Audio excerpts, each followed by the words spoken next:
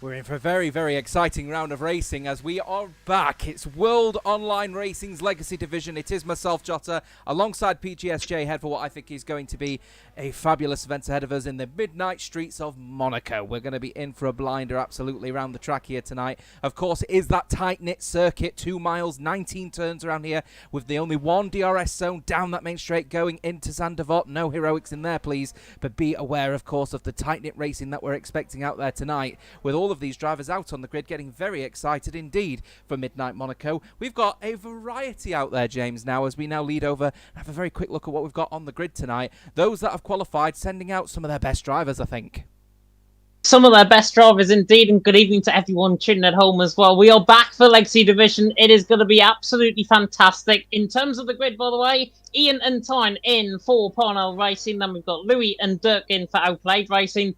NOX represented by Cindery and Furious. GL, G-League, who I predicted will get through, R with Grimballs and Flopman. Very good name, I've got to say there. Nick and Namsco in for PSR. Very strong lineup for PSR, as would be predicted. Grizzle and Tom, of course, in for Shazoo. Then Jay Murphy and Gabor, who've been absolutely setting the timing screens alight in Crossplay Tier 2. They are there, of course, for BRT. Chelsea and Rain in for FRT. Then Keki and Ruti in for NLR. And then NVR, not to forget about them. Axe and Rev, who currently leads the championship in Crossplay Tier 3. Pack grid, and hopefully some really good results potentially to come for the drivers out on track tonight. Yeah, we should absolutely. I'm just taking a very quick look. Of course, you made that note about G-League. Obviously, you pit them as being a contender for qualifying, and they did qualify only just into the top 10.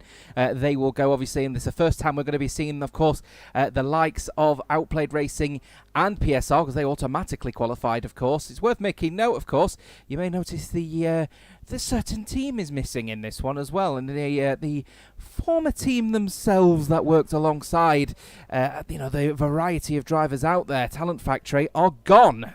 They are now partnered with PSR as the team merges in with PSR, making what is, I think, going to be a formidable front runner, and I think that reflects really in our predictions, of course, moving forward.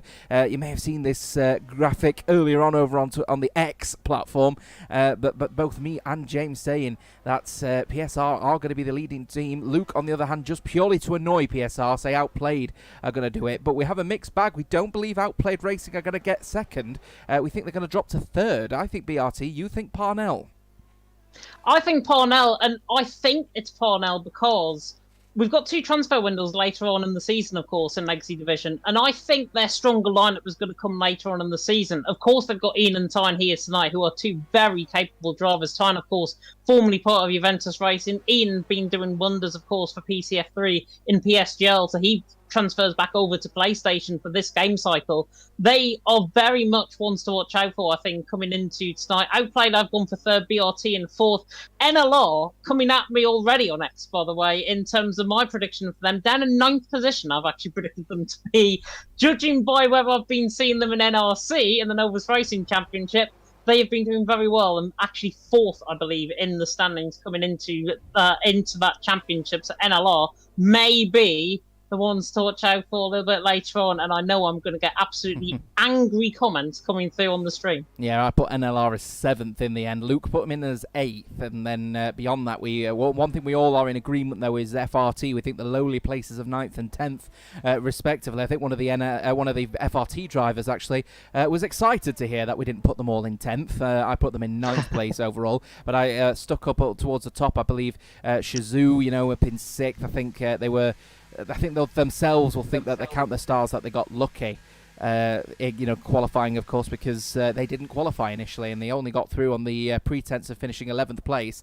And then Talent Factory, of course, being acquired under an acquisition deal with PSR means that they're now at the top.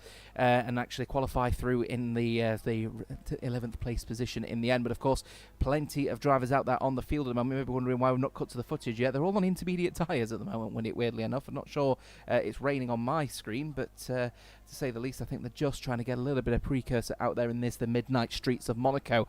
Before we go any further, we've got to have a very, very quick look, of course, at what we've got coming up as regards of the calendar. It is Monaco moving forward, and then beyond beyond Monaco, we are going to be moving forward to the British Grand Prix. Then the Netherlands makes its debut in the Legacy Division with Austria, and then Qatar also making its debut as well for round 5. So we've got a very mixed bag of tracks for the first 5 rounds, that's for certain. Yeah, we haven't. Qatar, just coming onto that immediately for round 5. I've done league racing commentary, of course, on Qatar on this game cycle. The racing is absolutely unbelievable around there. So I'm really looking forward to how Qatar is certainly going to have. Netherlands, Austria, of course, in between as well. Going to be very interesting to see how the drivers get on around there. And then later on in the season, we've got Saudi Arabia, Belgium, Mexico, pretty much following the PSGL calendar with that. Spain, the sprint race, of course. Along with Qatar, there are 3 sprints. The last one being in Abu Dhabi, which I'm unfortunately not going to be here for because I'm going to be away on that day. It is my birthday on that day as well. But with that calendar, I think with a night finish potentially in Las Vegas, it is really going to test the drivers and the team's ability. But we have to see how they, of course, get on before we get to Las Vegas for round 15 of the championship. Actually, it's a good opportunity for us to just head over to the live stream, I think, now, actually, as we finally go on board with a driver that's actually decided to go out on a soft tyre. Rev Caterpillar in the Williams, of course, FRT themselves will be the first driver to set really a soft tyre lap, I believe. No, pardon me, that was an intermediate lap. So this one coming in from NLR's Keke is absolutely going to be the first of the soft tyre run-ins, of course, as we follow him up the hill. It's going to be obviously a bit of a precarious position, of course. It's a full qualifying event, Q1, 2 and 3, so the bottom 5 will be knocked out of this session. So far, though, looking a little bit precarious is the number 7.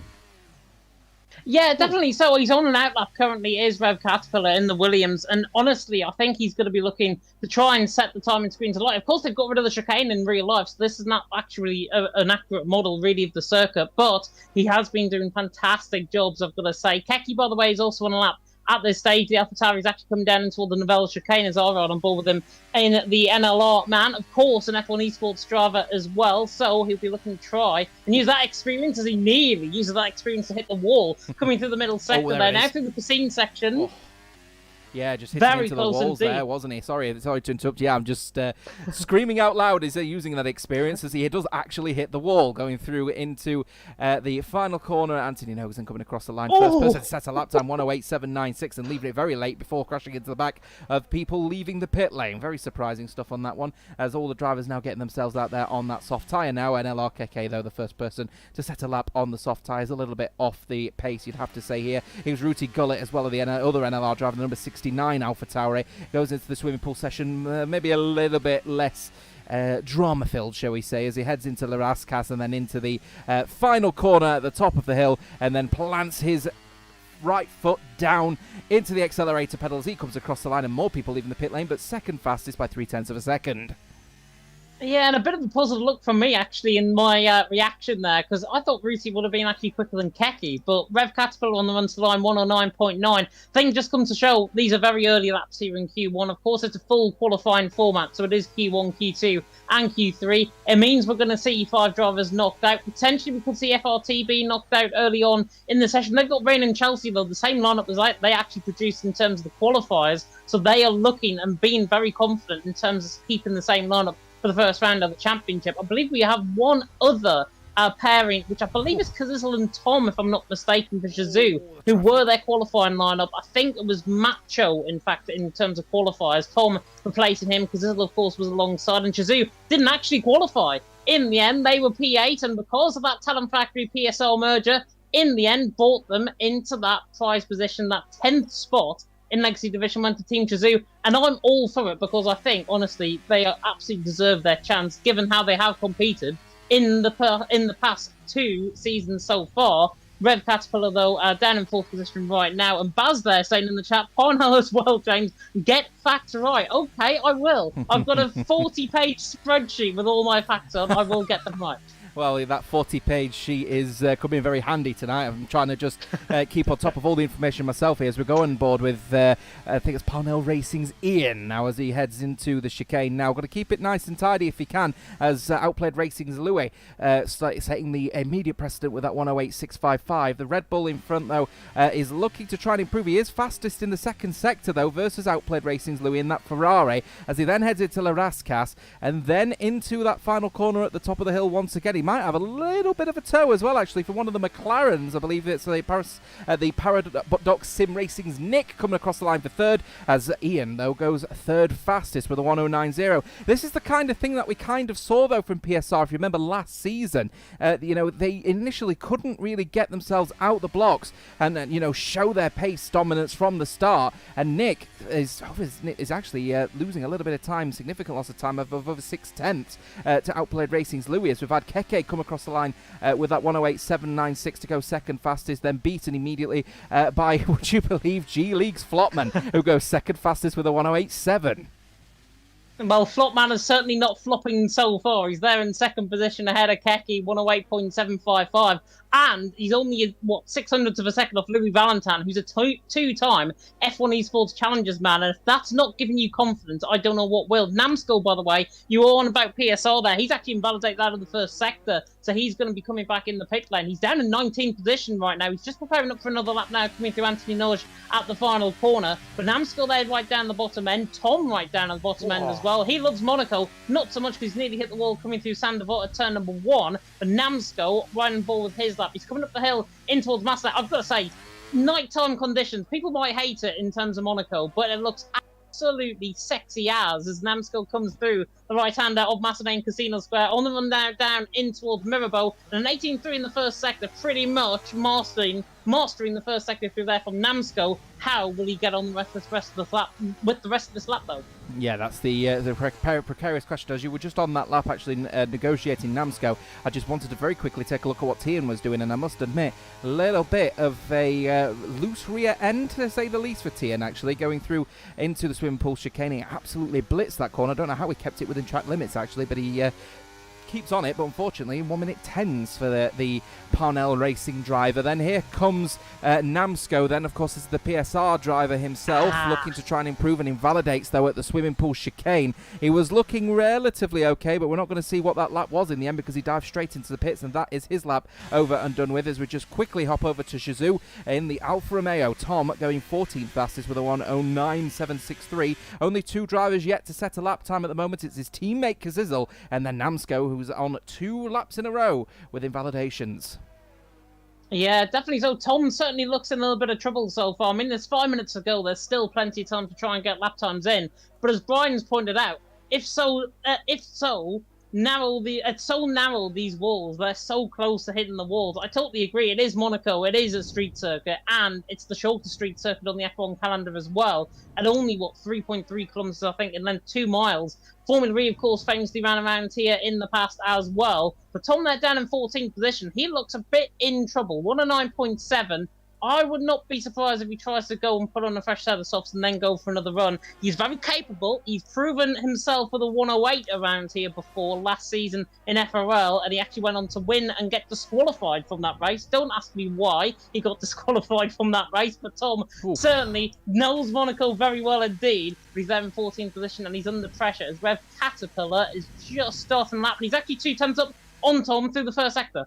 Yeah, looking all right, actually. Then going into the left-hander again, that lock-up on the front end. We are going to be seeing a lot of that, I think, this season as well, especially from the midfield, maybe to the lower-end teams. No disrespect to them, of course, as they get into competitive racing in respect of their teams. The rear-end lock-ups are going to be a real possibility. Maybe less so at this circuit, as the bias towards the front is usually a little bit closer towards the front. We'll have to see anyway, as Rev Caterpillar chucks the car then through to back. It's a corner I absolutely detest, I'll be honest with you. Going through then into the swimming pool chicane. Apparently purple sector 2 though, as he then heads through there, very close to the wall, but then heads through then into the right-hander. As Outplayed Racing's Louis retires from the session, he's happy with his lap time. I would be as well, as the DRS opens. A very good Anthony Noakes from Rev Caterpillar representing FRT as he comes across the line, goes 5th fastest and climbs 10 positions in just that one lap. And FRT very happy to say, considering 2 people say that they're going to finish 10th overall this season and may have just managed to squeak both of their drivers through to Q2. James?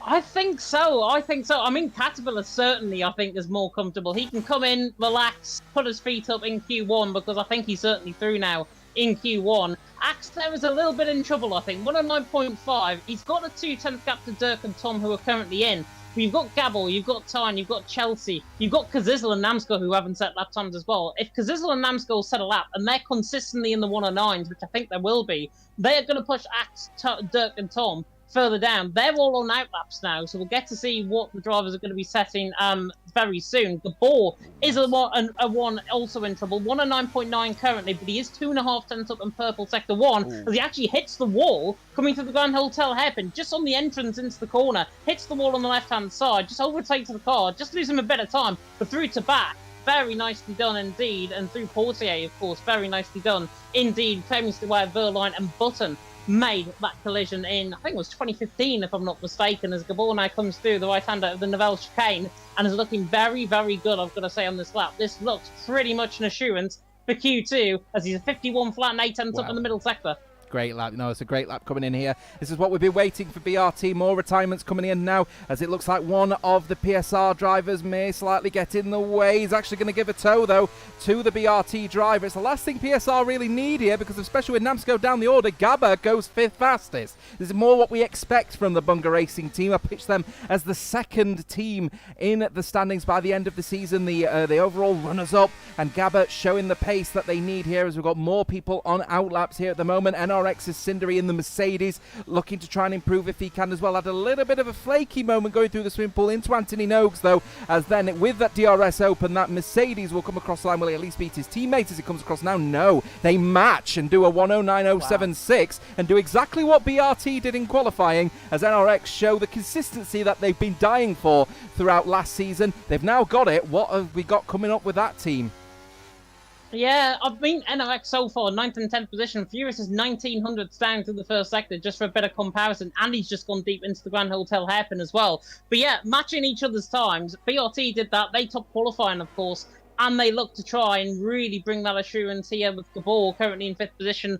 And, of course, the other man of, I'm just trying to find, as Tom goes 7th. So a good lap time there from Tom. Jay Murphy there in 14th. He's actually retired. He thinks he's done enough. I think he hasn't, because he's there in 15th now. Axe, Dirk, Tyne still on lap times. Furious, by the way, he's purple in the middle sector, 51.1 in the middle, so it's not going to be same lap times potentially. Namsko going there in 10th position as well, and Jay Murphy is hanging on by a grim third. It's like Yana what me a PCF1 we're talking about with Jay Murphy right now. He's down in 15th position, the Irishman. Could he get pushed out by Furious? Furious, of course, in 11th, but he goes 6th position and goes ahead of Rev Papilla and goes ahead of his teammate, more importantly, by a 10th of a second as well. So good lap time in from him. Axe is coming through the middle sector and looks very, very quick, I've got to be honest there. The former VSR man from last season now coming through in towards Raskas and in towards Anthony Norge at the final corner. And Axe is looking to try and put Jay Murphy out. He's already out, though, because Chelsea improved to 10th. And Axe now on the run to line.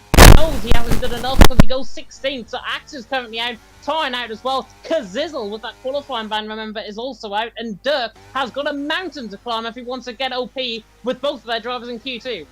Comes then PSR, Nick coming across the line, quick correction, Williams of course being Novus Racing and not FRT, as FRT quite clearly shown in the Hassers. Nick goes 4th fastest though in that McLaren, exactly what they needed, which pushes the Cindery into the chopping blocks here. This is all about what Outplayed Racing's Dirk can do, as he ends up making a critical error, and Outplayed Racing have lost a driver in Q1 in shocking circumstances. He went too hot into the swimming pool and he is out of qualifying, with the other driver, his teammate, going fastest of all. An Outplayed Racing prediction from Luke, Mr. Humphreys, I think is going to come back to bite him on the bum cheeks. I think Dirk there in 18th, out of qualifying, maybe setting the tone already. They're one of their most inexperienced drivers, arguably, within their lineup, is out of qualifying. I mean, you've got Louis Valentine up at the top step, and that is a very experienced driver. So OP already out one, because this is, of course, with that qualifying ban. Tyne there as well, out for Parnell Racing. Of course, he was formerly of Juventus before he joined Parnell. He's there down in 19th. Also out Jay Murphy. Bit of a shock because he's leading the championship in cosplay tier 2, so he's out already. But at the end of a frantic Q1, and in the end, Louis Valentine tops the session. But how are we going to see the drivers improve, of course, in Q2 as the track just gets quicker and quicker? So there we have it then. So in the end, it is Outplayed Racing's Louis leading the way, but his teammate couldn't match him in the end on that one, and it is a fantastic result from NLR as well, with Ruti Gillett up into second place, Flopman in third from Nick, Keke from Gabba, from Furious, from Rain, Rev Caterpillar, and Tom rounding out the top 10. Good lap actually from Tom at the last second as well, from Chelsea in for Parnell Racing rather, from GL's Grimbos, Namsco for PSR just sneaking through, and then Cindery only just sneaking through as well, but it is Axe, BRT's Murphy as well. BRT have lost a driver from Outplayed Racing, Tian as well for Parnell, as well as Shizuka Zizzle, of course, serving his qualifying ban. It is actually a bit of a peculiar scenario, this one, isn't it? Because we've got some front runners that we would have considered to be certainly at least into Q3, now going to be struggling at the back at Monaco of all places. This is going to be a particularly tricky one, to say the least, for them. It will be. It will be. You're coming through very quiet, by the way, and I think it's coming through quiet on your end as well, on the stream, certainly. But yeah, I've got to agree. I think hopefully everything will be okay with your mic. Hopefully everything will be okay. Can you repeat the question if you're coming through now? I can certainly try, and hopefully, fingers crossed, this one will be a bit better. But at the moment, the idea here is we've got some front. Oh my goodness me! I think that might have just fixed it. Actually, that little twist. There we go. There we go. The situation though is that the front runners are absolutely, are going to be gobsmacked here, because now we've got some midfielders who are going to have the opportunity to launch their way forward and earn some big points potentially at a track that they may have not seen themselves earn some big points at. Outplayed Racing's lost one, BRT has lost one. What do we expect now? It's going to be a bit of a mix-up. I mean, I saw the team rosters come through for tonight and the racing lineups, and I thought, well, there's no real standout team that is actually going to bring it. Potentially PSR, Namsco, and of course their other driver in Nick. Both very, very capable drivers, of course. If we now get going to Q2 here in qualifying, it should be very much interesting how the drivers are going to cope, as Williams just absolutely spawned on the run down toward Mirabo. I think it was Rev Caterpillar potentially doing a little bit of trickery down in towards Mirabo. But in the end, hopefully everything is going to be okay in terms of Q2. I'm the lobby host, so if anything goes wrong, you can blame me. But it is going to be very interesting to see how our drivers cope up with OP Shizou. All missing one driver so far. That means the pressure is on now, potentially for the NLRs, potentially for the G Leagues, who have both of their drivers through, of course, in Q2. Both of them now need to try and improve on their first lap times and try and even sneak through into Q3. Fingers crossed, that should be a little bit better on my microphone anyway. Apologies for all of those errors. You may have seen a few errors appear on the screen as well. I'll try and fix it, but there we go. The classic teething problems that you get early on in a stream, don't you? It is what it is on that one. Fingers crossed that will not happen again, so apologies for that. We are into Q2 then, of course, for the top 15 will now race out. And as you rightfully point out, though, really good opportunity for the likes of G League and the sort of what would be considered midfield teams, FRT especially. They had a really good outing, actually, in Q1 here, and I pushed them as a 9th place team. I actually said at one point they'd be unlucky to be in 9th, because I think with how competitive the grid is out there at the moment, surely we're going to be in a position here where all of them are going to be really, really competitive. They will be. They will be really, really competitive. And I think it just comes to show the closeness of the lineups, the closeness of the drivers out on track.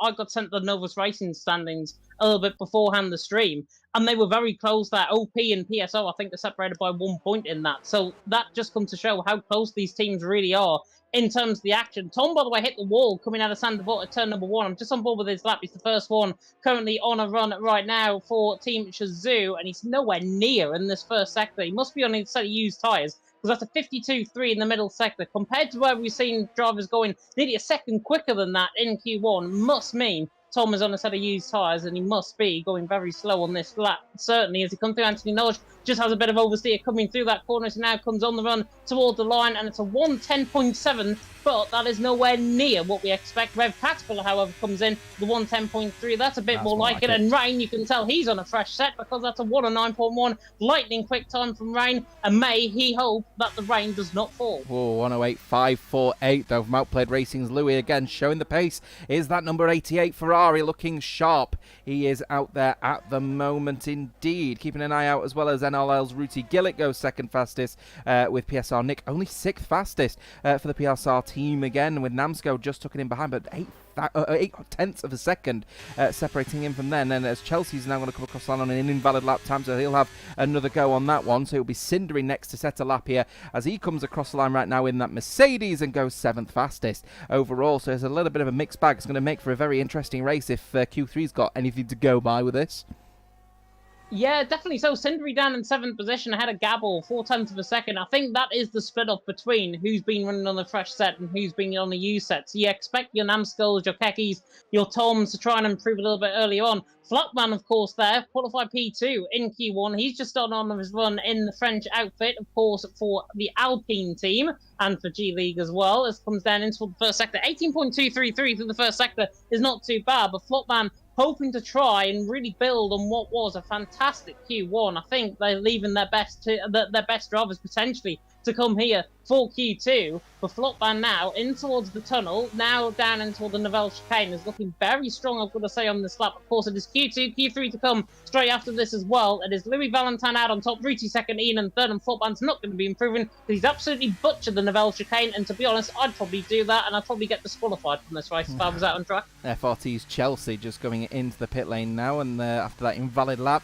not looking too sharp either, or neither are the G League team as well. Now down at the back, yet to set a lap time, though Flopman is now coming across the line now to have another go in the Alpine. Now is the French team themselves, obviously rightfully pointed out as the team that would qualify by my co-commentator James, and he will now go through into the left-hander here, and he misses his apex maybe ever so slightly, so he might have a compromised entry here, and he does manage to nail it. Goes over the bump rather than avoid it though, compared to some other people, as he goes into that big left-hander, the hairpin. It's going to be such a critical corner, I think, for racing for some of these drivers here tonight. Then heading into the right-hander underneath the tunnel, he will go, and that Alpine the Renault power unit in the back will power him down the straight then into the chicane. And Flopman, of course, looking to try and get on the board here for G League as well. I think the team, has been, I wouldn't say rightfully undermined here, because they're a team, I think, in the unknown for a lot of people out there, but they have pace out there, as they showed in qualifying, and they're looking to at least try and breach into Q3, at least one of their drivers, I suspect, as he then goes into the final couple of corners. I know he's absolutely mugged me into the pit lane. He will go on that one. So both of the G League drivers electing here. Here comes Grimbos. Is he going to be looking to pop into the pit lane? No, he's not. He is going to set a lap, actually. Will Flopman's teammate with the DRS open and the Renault power unit powering down the straight. He'll come across the line right now and go 6th fastest, actually beating PSR on that occasion with that 109.1. A lot of 109.1s actually out there as well. But at the moment, it is all about Louis Valentine. Outplayed racing once again, leading from the front by just over 3/10. Yeah, 3/10 of a second, and that gap, I think, is going to be bridged potentially in terms of the second runs. We've just got Rev Caterpillar, I believe, starting up the hill in towards Sandevot through turn 1, now in towards Matinee and Casino Square. Grimbles, by the way, former Team Mentalism driver there in 6th position. He's got plenty of experience, I've got to say, in league racing on PlayStation. Rev Caterpillar has just absolutely butchered Casino Square, so he's backed off his lap. Currently down in 12th position. Maybe an outside chance for Q3. I'm not predicting him to go through to Q3, but he's done a fantastic job, I've got to say, for the Williams team to get through. As Cindry has got a 5-place grid penalty for illegal blocking, which is the perfect scenario for me as the lobby host, because I know for a fact Luke is now going to be atting me on in Discord and saying, you know what, we've got to restart this session after qualifying. Yes, I think maybe a little bit too quick on the button from the game there to give someone an illegal blocking penalty when clearly people, I think, are just parking up behind each other. Oh, into the wall slightly though for Chelsea, for FRT in that Haas as he goes up the hill. Then the left-hander, of course, the critical corner they're expecting here. People in the chat, someone in the chat saying, oh, the qualifying will be great for them, but the race won't be good for this. This is Monaco. Well, I implored you at the end of this one to look at Season 2 Monaco, Midnight Monaco, because that was one hell of a race as he gets a rear-end lock-up going through the hairpin, does Chelsea. It was a really, really good race last year. I'm sure I think you weren't actually in for the commentary box for that one, were you, James? But I'm sure that you caught up on it, and what a race it was. Yeah, what a race it was indeed. I've got some memorable moments from that. Of course, Wilson taking pole position as Ian goes quickest for Parnell. Fantastic lap there for me in 108.505. from him. Louis Valentine there in second. Chelsea, by the way, through the middle sector, 51.4. I'm personally a Sunderland fan, so the FRT man looking to try and prove me wrong as he comes in towards the Massanane Casino Square, in towards Braskas, and then Anthony Nodge. But yeah, in terms of the memorable moments from last season, I've got two down in particular. Wilson taking pole position in changeable conditions by only 7,000 of a second from that man currently in second, Louis Valentine, who of course was part of Shazoo back in season 2. And also the battle between JT and M Racer on in lap 31 of that race. And that was a move around the outside of Raskas and Anthony Nodge, which ended up with both of them getting a bit of front wing damage, and certainly JT ending up in the wall as a result of that. And hopefully none of that here in Monaco, given the tight nature of this street circuit. Interesting scenario building, by the way, as we've just had our second runs out in qualifying. Namsco abandoned his lap and is now currently on another hot lap, but he's just then invalidated that one, as PSR Nick also invalidated his last lap, so he needs to have another go at this one as well. Both of the PSR boys are in trouble here, 11th and 13th. Again, we saw this last year where PSR took their time to really get, going here, and obviously with that recent acquisition of the Talent Factory, you've got to expect here that surely PSR are going to have a few teething problems for some of the drivers obviously moving over from Talent Factory under the PSR name. PSR Nick, though, obviously almost a fan favourite within the team, actually, is Nick, as he now heads then into the chicane. Will that McLaren is looking to not invalidate, and he's done exactly that again with 5 minutes to go. Surely that is the end of that particular run, and he's going to be coming into the pits. Namsco is doing it, so PSR actually going to be scratching their heads here a little bit here, and I wonder if Crispy at the moment is certainly going to be scratching his head about strategy here, because this one, if one of their drivers don't get through to Q3, is going to be a massive L for PSR. Definitely so. Nick and Namsco, I've got to say, are in trouble, but if anybody can pull it out of the bag, it's PSR. And Nick has actually been held up by his teammate into the pit lane as well, so that's going to cost him valuable time potentially later on. It's only going to be 10 or 15 seconds, but that could be 10 or 15 seconds from you making it onto your lap towards the end of qualifying. Nick there done 11th, Namsco there in 13th. PSR just looking unwarranted, I think, in terms of their pace so far. They're behind Keki, they're behind Rain. Flopman, by the way, is absolutely centred into the Novell chicane. Absolutely brilliant coming through that part of the track as the GL man coming through this middle sector is a 50.8 really in the middle sector. Absolutely huge from G-League, from the G-League man, as he now comes in towards Raskas. He's so close to the wall. This man is literally cooking on gas. He's coming through Anthony Nodge now at turn 19 on the run to the line. This could be the quickest the quickest pole line. Oh, it's a great lap. It's not. It's 108.515. It's 100th of a second off on Ian, but a great lap by Flopman. G-League are here and here to play, certainly with one of their drivers at least. G-League are absolutely here to play, and you know what a lap from Flopman to get himself second fastest, only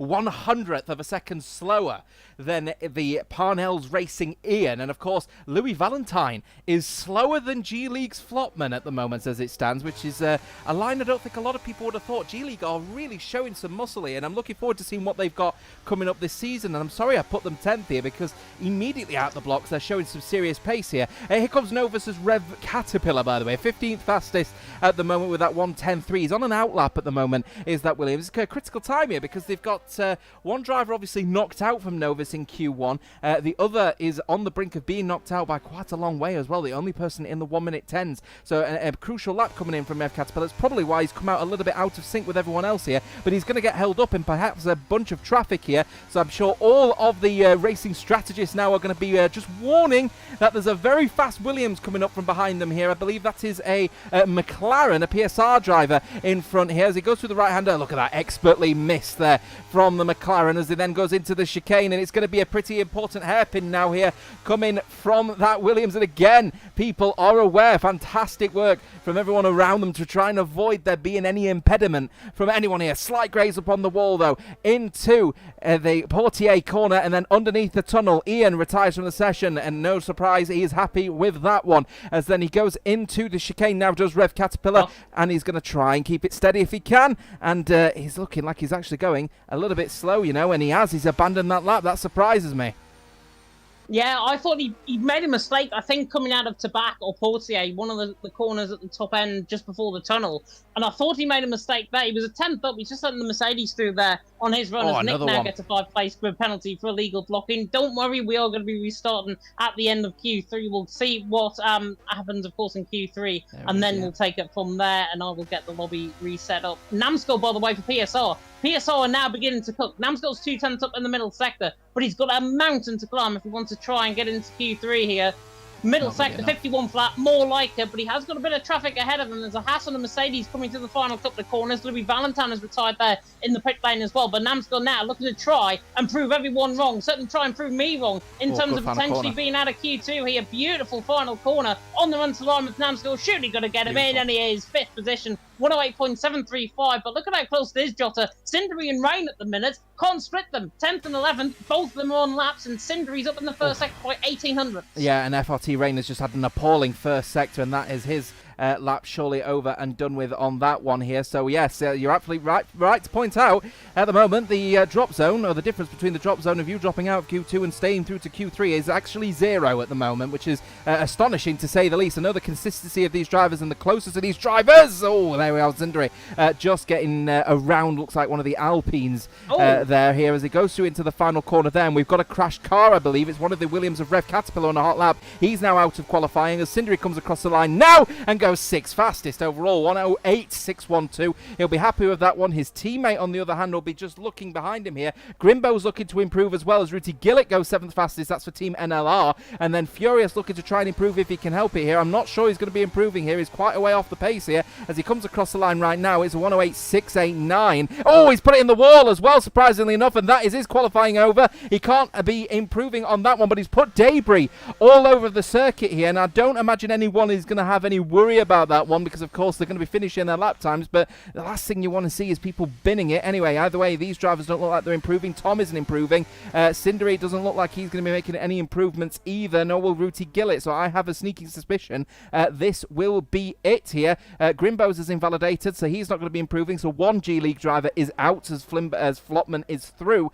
FRT have lost one of their drivers in rain, but the shock of the nation here is PSR Nick is out of qualifying in 14th place, and it doesn't look like we're going to have any improvements from anyone behind as well, so Namsco only just sneaks through to Q3 for PSR. So again, another mixed bag of front runners out of qualifying, whilst the midfielders are reveling in this. It's brilliant racing, brilliant qualifying.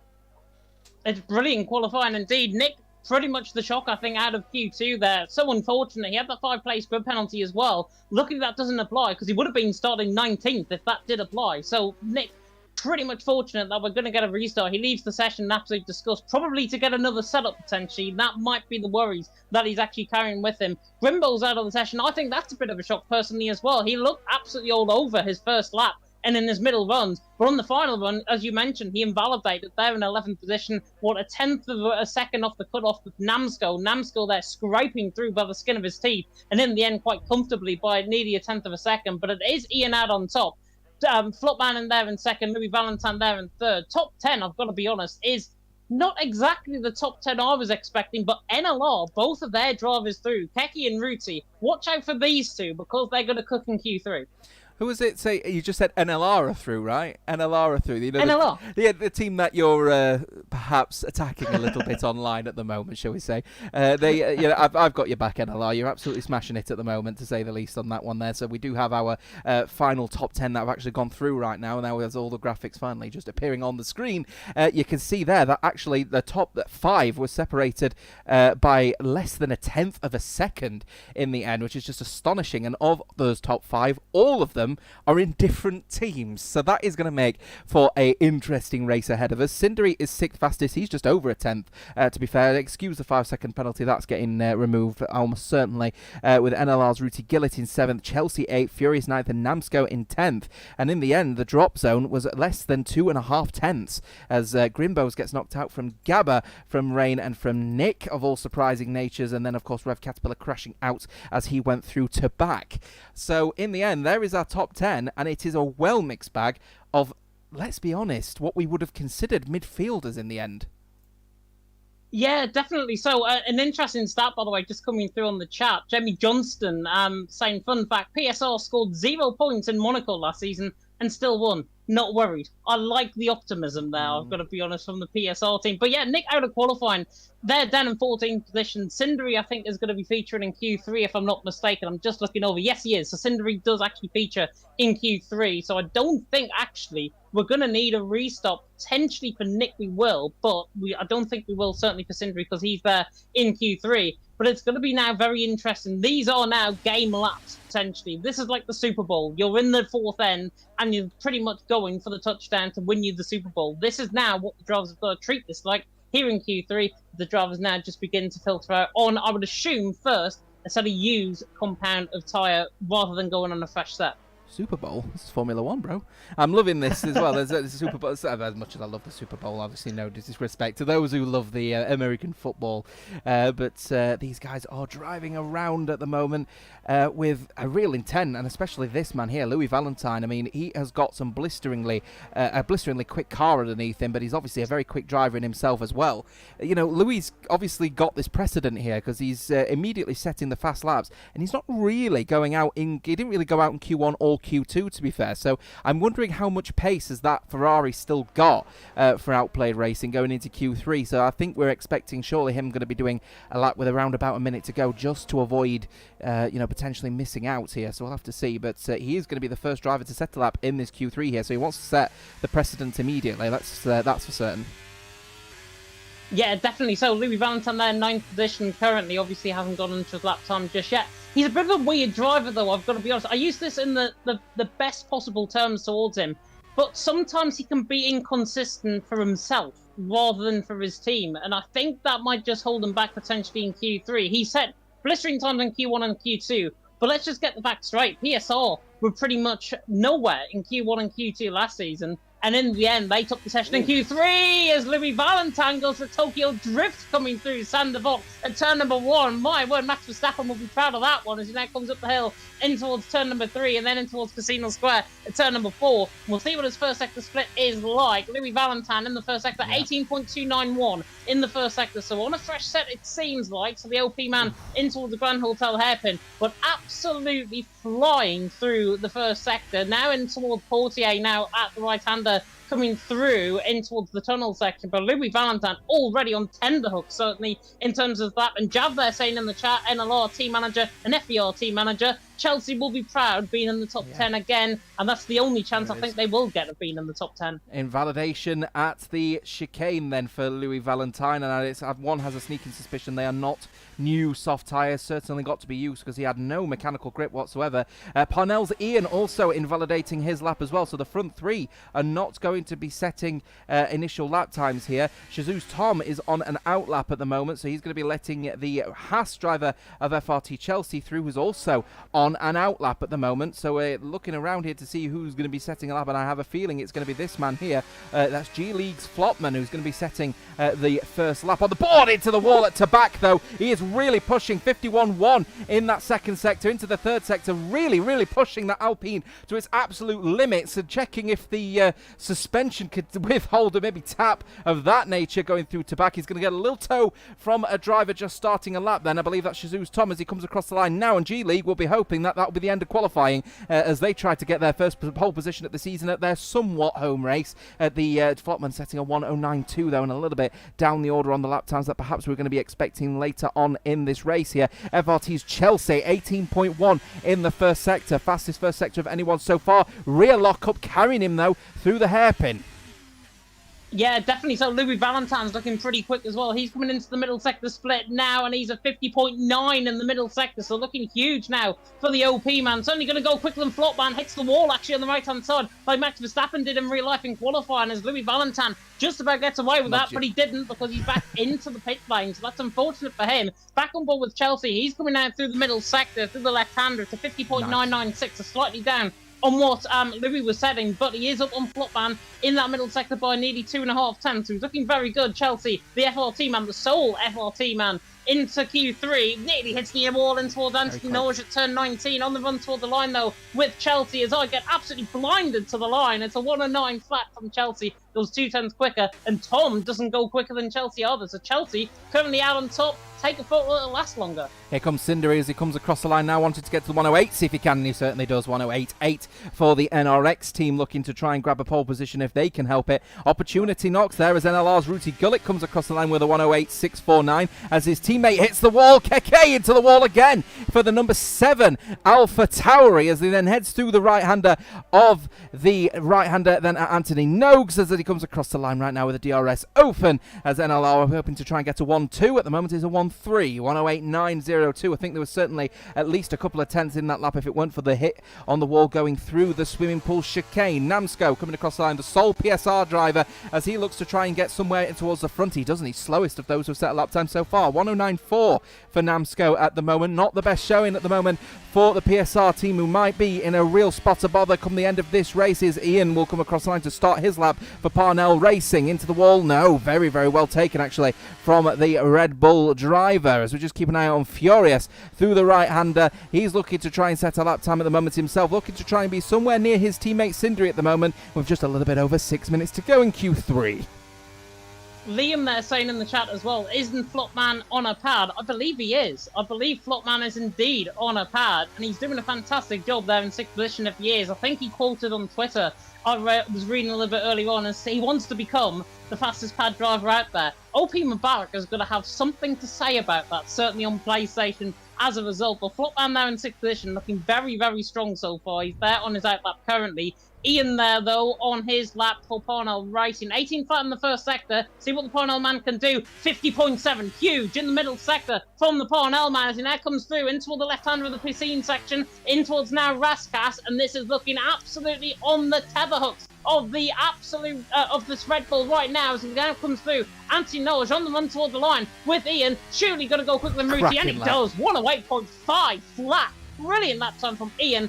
NLR with Ruti certainly going to have something to say about that. OP Vilui, though, is faster than Ian in the first sector. An 18 flat in the first sector from the OP man poor as he re-locks in towards the Grand Hotel Hairpin. Yeah, no, really, really poor in that Hotel Hairpin, though. It's going to see him struggle then as he goes through into Portier and then down through the tunnel now as we go on board, and we'll stay on board with Louis actually for the rest of this lap as he then heads into the chicane. Critical second sector split coming up after the to back corner as he heads through the left, then the right-hander closest to the wall. You can help it, so kiss the wall ever so gently into to back. There's your split line as he comes across now. It's a 50.4. It's a massive second sector from Outplayed Racing's Louis Valentine, who's looking to try and beat their Parnell Racing's Ian in that Red Bull as he then heads through the right corner of Raskas, then into Anthony Nogues as he will now approach the line looking to try and beat a 108.5 flat. Comes across the line to 108.0 from Outplayed Racing's Louis Valentine, and I have a feeling that is going to be completely unbeatable. What a lap from Outplayed Racing's Louis Valentine.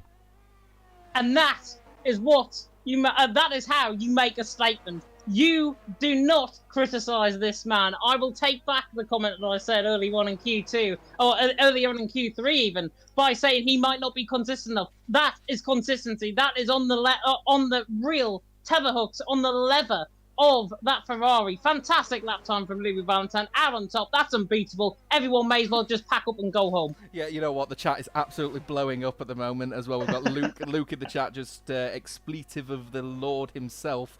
And then you've got Bolero Fox, and someone in there admitting that he sucks now after seeing that lap time in that one as well. I mean, absolutely astonishing there from Louis there.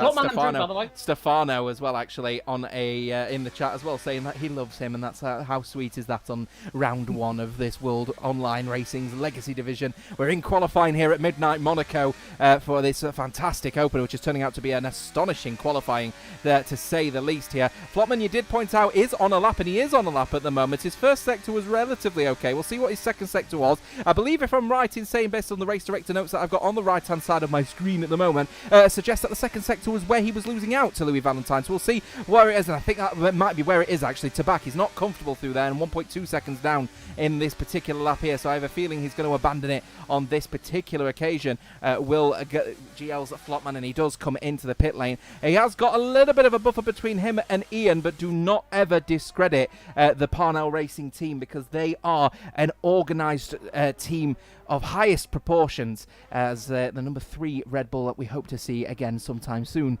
leaving the pit lane right now.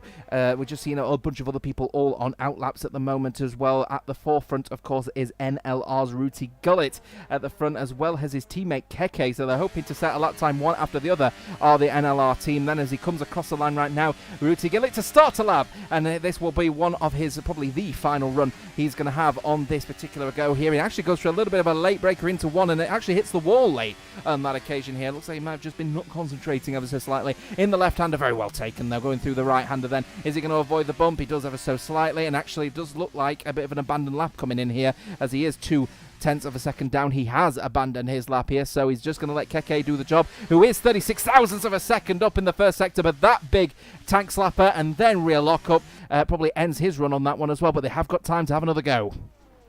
Yeah, 1.5 minutes left. This is now real game time for the drivers out on track, as I thought they were going to do a little bit of slipstream there, but they didn't. Keke in towards the Novell chicane. They're down in 6th position. We've got Chelsea, Tom, Namskull, Furious all starting up the map. Beautiful Novell chicane, by the way, from Keke. Namskull there retires. He's out of the session. He's actually crashed at the top of the hill coming through Casino Square. Keke's 2 tons up in the middle sector, not going anywhere near Louis Valentine with this lap time, and not certainly with that hit wall coming out through in towards Raskas now, turn 18, and then in towards Antonosha, turn 19. It's Louis Valentine from Flopman from Ian. Flopman, by the way, did improve on his lap time before we saw his down lap there, as Keke now goes spit faster. So good lap there from him with a 108.657. Puts him within range of Ruti. Ruti's backing off going for another run. Ian right now is in balance. So the Parnell Racing man, potentially on this final run, not going to improve. Cindery goes 3rd, and Furious goes 7th for NRX. So NRX with both their drivers 3rd and 7th right now. NLR sharing the 3rd row then in the end with 4th and 5th. I'll make that a relegation to the 4th row for Keke, because Tom has just come out of nowhere with a blistering lap time of 108.4. There's a real ramp up on circuit at the moment, I suspect, here, as drivers are all trying to improve their laps on the last occasion here. Flopman's leaving it until very late to get going with his lap. Louis Valentine, though, 28 thousandths up in the first sector. Can you believe it? The Mercedes will dart out of the way as Valentine goes a little bit deep though into the chicane. That might cost him a bit of time, a 10th or 2 maybe, as he then heads into the right-hander of Portier, then through into the tunnel. He is up in the first sector, but I have a feeling his second sector may be down now as a result of that one, to say the least here. We're not expecting any more laps coming in from 3rd place Cindery at the moment anyway. Chelsea up to 4th place, by the way, for FRT. A cracking lap from him, and he's only a little bit under down as he hits the wall, and he is down. There it is, and as we expected, the second sector is where Louis has missed out here, so that 108.0, and I think the frustration's starting to come in now. He's getting a bit lackadaisical on the wall, and he's hit the wall, and that is now his qualifying over and done with here. Flopman looking to improve. He's down 3/10 of a second rather. Cindery's not improving. Chelsea's improved on his lap as well, and that will be it for him. Tom is not improving any further here. I have a feeling that will be it for qualifying. Looking at Furious, no, he's not improving either. That is it. So Louis Valentine, despite the poor final attempt, it won't matter. He's on pole from G League's Flopman on the front row. Fantastic event for G League. Yeah, fantastic stuff from G League, and fantastic stuff from Flopman as well. Ahead of Cindery, ahead of Chelsea. To be honest, drivers with Ruti, Tom, Ian, absolute class that they've got in terms of their driving. This man I've never commentated on before in second, and he's just there, sitting in second, and proving to the world why you are now potentially the focus of attention, and hopefully that pressure does not get to Flopman there in second. But he's starting alongside Louis Valentine, one of the most experienced league racers out there. Louis Valentine probably on for the race win, Flopman possibly second, but anybody, and I mean anybody, could win this race. It's Monaco, it's the nature of the beast. Anything could happen. Anything can happen, and it usually does on that one as well, as we've just got the final results coming in then from this qualifying event. So here it is, and it is Ferrari and Outplayed Racing leading from the front. We were expecting this from Outplayed Racing, but in the end, less than a quarter of a second separating him from G League's Flopman. Great result for G League on that front row, of course, with Cindery in 3rd, Chelsea in 4th, Ruti Gillett for NLR in 5th, with Tom in 6th. We've got Ian Van Unen in 7th for Parnell Racing, with NLR Lamar in 8th, with Keke NRX Furious in 9th from the Mercedes team of NRX, and then Namsco in 10th place for PSR. The front runners that we expected to be towards the front are in the midfield for this race. It was like it last season, and it's happening again this season. Are we starting to see a little bit of teething issues with that acquisition of Talent Factory, I wonder? Potentially so. Potentially so. We will have to wait and find out. I have just realised that I've got to get the lobby sorted, so I've just literally good luck with need to set that up. Oh, good luck so, with that one. Yeah, we are on the shot with the cameras at the moment, so we'll look at your whimsical face as you try and set that lobby up in the background as we think about what we've just seen then, because we've got an intense race ahead of us now. Of course, you may have noticed that we had a few, should we say, iffy penalties been handed to some of the drivers, so the lobby's now getting restarted to make sure that the likes of Nick and Cindery don't start in the incorrect position in the end on that one. But in the end, Outplayed Racing have legged it towards the front, haven't they? They've managed to show their muscle with Louis Valentine, but they are not a team of unification still. This is a problem that we saw last season, and once again, they lost a driver in Q1, but they've got pole position. This is something that we saw with Outplayed Racing having a little bit of a differentiator between the two runners. Is this something that they're going to have to really iron out if Luke's prediction's going to be right, that they end up winning the championship? Yeah, they have to. They have to. If they want to be the best team, they've got to beat the best, and they've got to beat the best. And it's simple as that. Dirk obviously being out in Q1 has set them back. Maybe just a little bit in terms of their mentality, but if anybody could cook, it's the OP guys. Louis Valentine out on top absolutely proved why he is just an absolute GOAT in terms of qualifying around here. But it just comes to beg the question, this is only round 1, so we're literally going to be taking on very thin pickings right now in terms of what we've seen from Q1, Q2, Q3. But in terms of what we've got to look forward to for the rest of the season, it could chop and change. Any team could win track to track to track, and it's literally that close in terms of the rating. As I have just got an invite from Mr. Tom, who I believe is going to be hosting the lobby, which is saving me at least a little bit of a job. So we'll get in and get all the set and sorted and everything like that. But yeah, with OP, they've got that unification potentially to come. That unification, I think, is going to come possibly within this race. I really hope it does, because Dirk is a very good driver, and he definitely does not deserve to be down in Q1 and knocked out at qualifying. But the man to watch out for, I think, Jota, will be Kazizel, down in P20 with that qualifying ban. Yeah, I mean, that is going to be an important nature of this one. Here's your Legacy Division grid for round 1, of course. Now, this is not by the position that they're qualifying in. This is by the team that they're in. As we take another look at what we saw, and, in the end, it was a really, really poor showing from PSR in the end. They are in a bit of a pickle at the moment. Nick didn't have a good Q2 at all, and Q3 was poor for Namsco. So we're in a position here where PSR may be on the brink of having another pointless round 1, 2 seasons in a row for the PSR team. But it's all about what we're going to be expecting from those midfielders. Great run from G League. Great run, especially from FRT's Chelsea. Fantastic qualifying from him, and I've seen a lot of support in the chat for Chelsea. He's been absolutely fantastic in this qualifying, to say the least. Here as Bolero Fox is super happy for his team indeed as well on that one. And then towards obviously the back, you're gonna have the likes of Outplayed Racing's Dirk. You say rightfully doesn't deserve, his pace doesn't deserve to be in out of Q1, but unfortunately it was not to be for the Ferrari guys, but it was for Louis Valentine, who leads the way in that one as well. Take another look actually at the predictions as well whilst we are waiting for that lobby to set out as well. Based on that result that we had in qualifying, I mean, it is Monaco. The madness of Monaco means that you have to take a lot of the results that perhaps we see with a pinch of salt, but as it stands at the moment, my BRT guys really didn't show their muscle in Q1, and well, rather in round 1 so far. And anyway, I put them as second place, and at the moment they had a bit of a poor qualifying, to say the least, as did a few other teams, including what we'd have thought would have been the leaders in PSR. Yeah, PSR certainly, I think, fell by the wayside potentially in Monaco, but so far, I mean, look at what Jamie Johnson said a little bit earlier on in the chat. He said they didn't score any points in Monaco, and look what happened. They were, I think, at midpoint of the season, about 80 points down on Talent Factory. Talent Factory, we thought were going to run away with it. I joined commentary about halfway through the season, and honestly, I think in terms of how PSR potentially is going to be progressing. I'm just having to try and do two things at once, by the way, in terms of the lobby invites. I am just sending a lot of invites out right now as it stands. But yeah, in terms of PSR, nothing to read into. I think the world domination tactics of them with joining up the Talent Factory, I think, are going to come to fruition.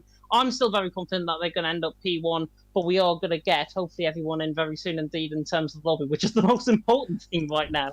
Yeah, we'll get that one obviously set up in the meantime as well. Just take another look at the chat as well, as we've got reserve commentator Joseph in the chat as well, saying safety car starts at 3-1 odds, as he says, hashtag Joseph predicts on that one as well. I think we're starting to feel a little bit apprehensive about putting G League in 10th now, actually, because my predictions were made up on the idea here that the actual grid, my idea here was that PSR were really going to run riot, hundreds of points separating them from second place from BRT. But because of that, BRT, Outplayed Racing, NRX, Parnell, all of the teams that I've put in that order are all going to be very, very close. So actually, what I'm saying is that FRT and G League are going to be in an unlucky 9th and 10th place. But I still put G League 10th because I didn't really know, A, what they were about, and B, I've seen the relative pace of the drivers in the past, and when I did see them, it didn't suggest to me that they were going to be a front runner, but Flotman has just completely blown that one out of the water. They've been absolutely fantastic in this qualifying, and we're expecting some big things, especially from them, and of course my friends over at NLR as well. I put them down in 7th, but truth of the matter is that they could be even as far as 4th. This is what the nature of the beast is in WOR Legacy. We are still waiting on that new lobby being set up, so we are going to be taking a very short break, but don't be afraid, because we are going to be in for a mighty Monaco midnight race ahead of us in just a few short moments. See you in a bit.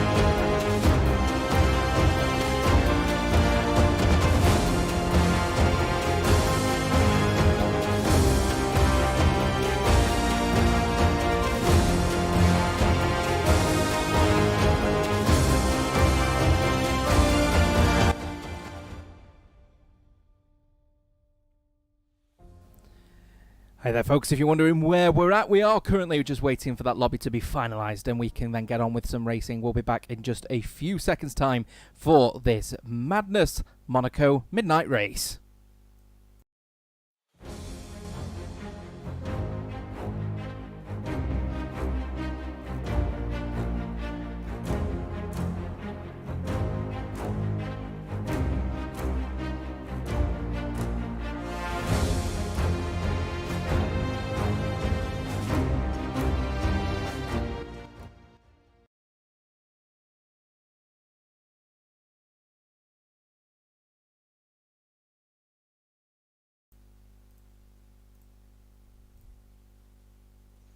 We're in for a mad race tonight. We're in the race around Monaco, around the midnight streets. We're going to be in for a little bit of a mixed bag. Qualifying suggested that all of the midfielders are going to be all wrapped around across the grid, and the front runners, some towards the front and some towards the back. The track itself is a really, really intense circuit, of course. It's 2 miles, it's 19 turns. We've got that one DRS straight coming out of Antinonos and into Sandevot, where we're expecting no heroics, I'm sure. And then, of course, keep an eye out on those hot spots for some racing, at least, especially going into turn 10 at the chicane. It is myself, Jota, alongside you tonight with PGS James Head himself for what is going to be a very, very intense race at Monaco, I'm sure. The grid suggested we're going to be in for a fantastic one. The qualifying suggested we're going to be in for an absolute blaze.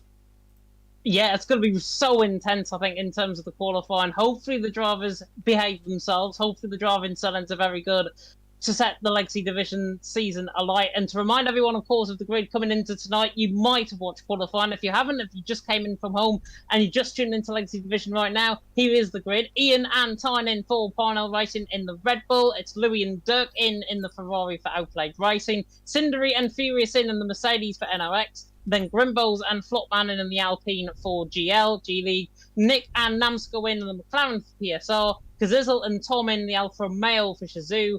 J. Murphy and Gabor in BRT. I forgot what they're called in. I think it's Aston Martin. Chelsea and Rayner in Haas for FRT. Keki and Ruti are in Alpha Tauri for NLR. And NVR are Williams with Axe and Rev Caterpillar. So that runs down. Hopefully I got the Aston Martin team right with Murphy and Gabor. I second guess myself, but everything is going to go according to plan. We haven't got a 30-second countdown or anything, so it is going to literally be lights out where we go. But doesn't Monaco look so good at night? It does. I mean, it looks great, but I'm sure all of the residents are not going to be happy with the fact that they're going to be hearing V6 engines of over 1,000 horsepower revving past them while they're trying to sleep.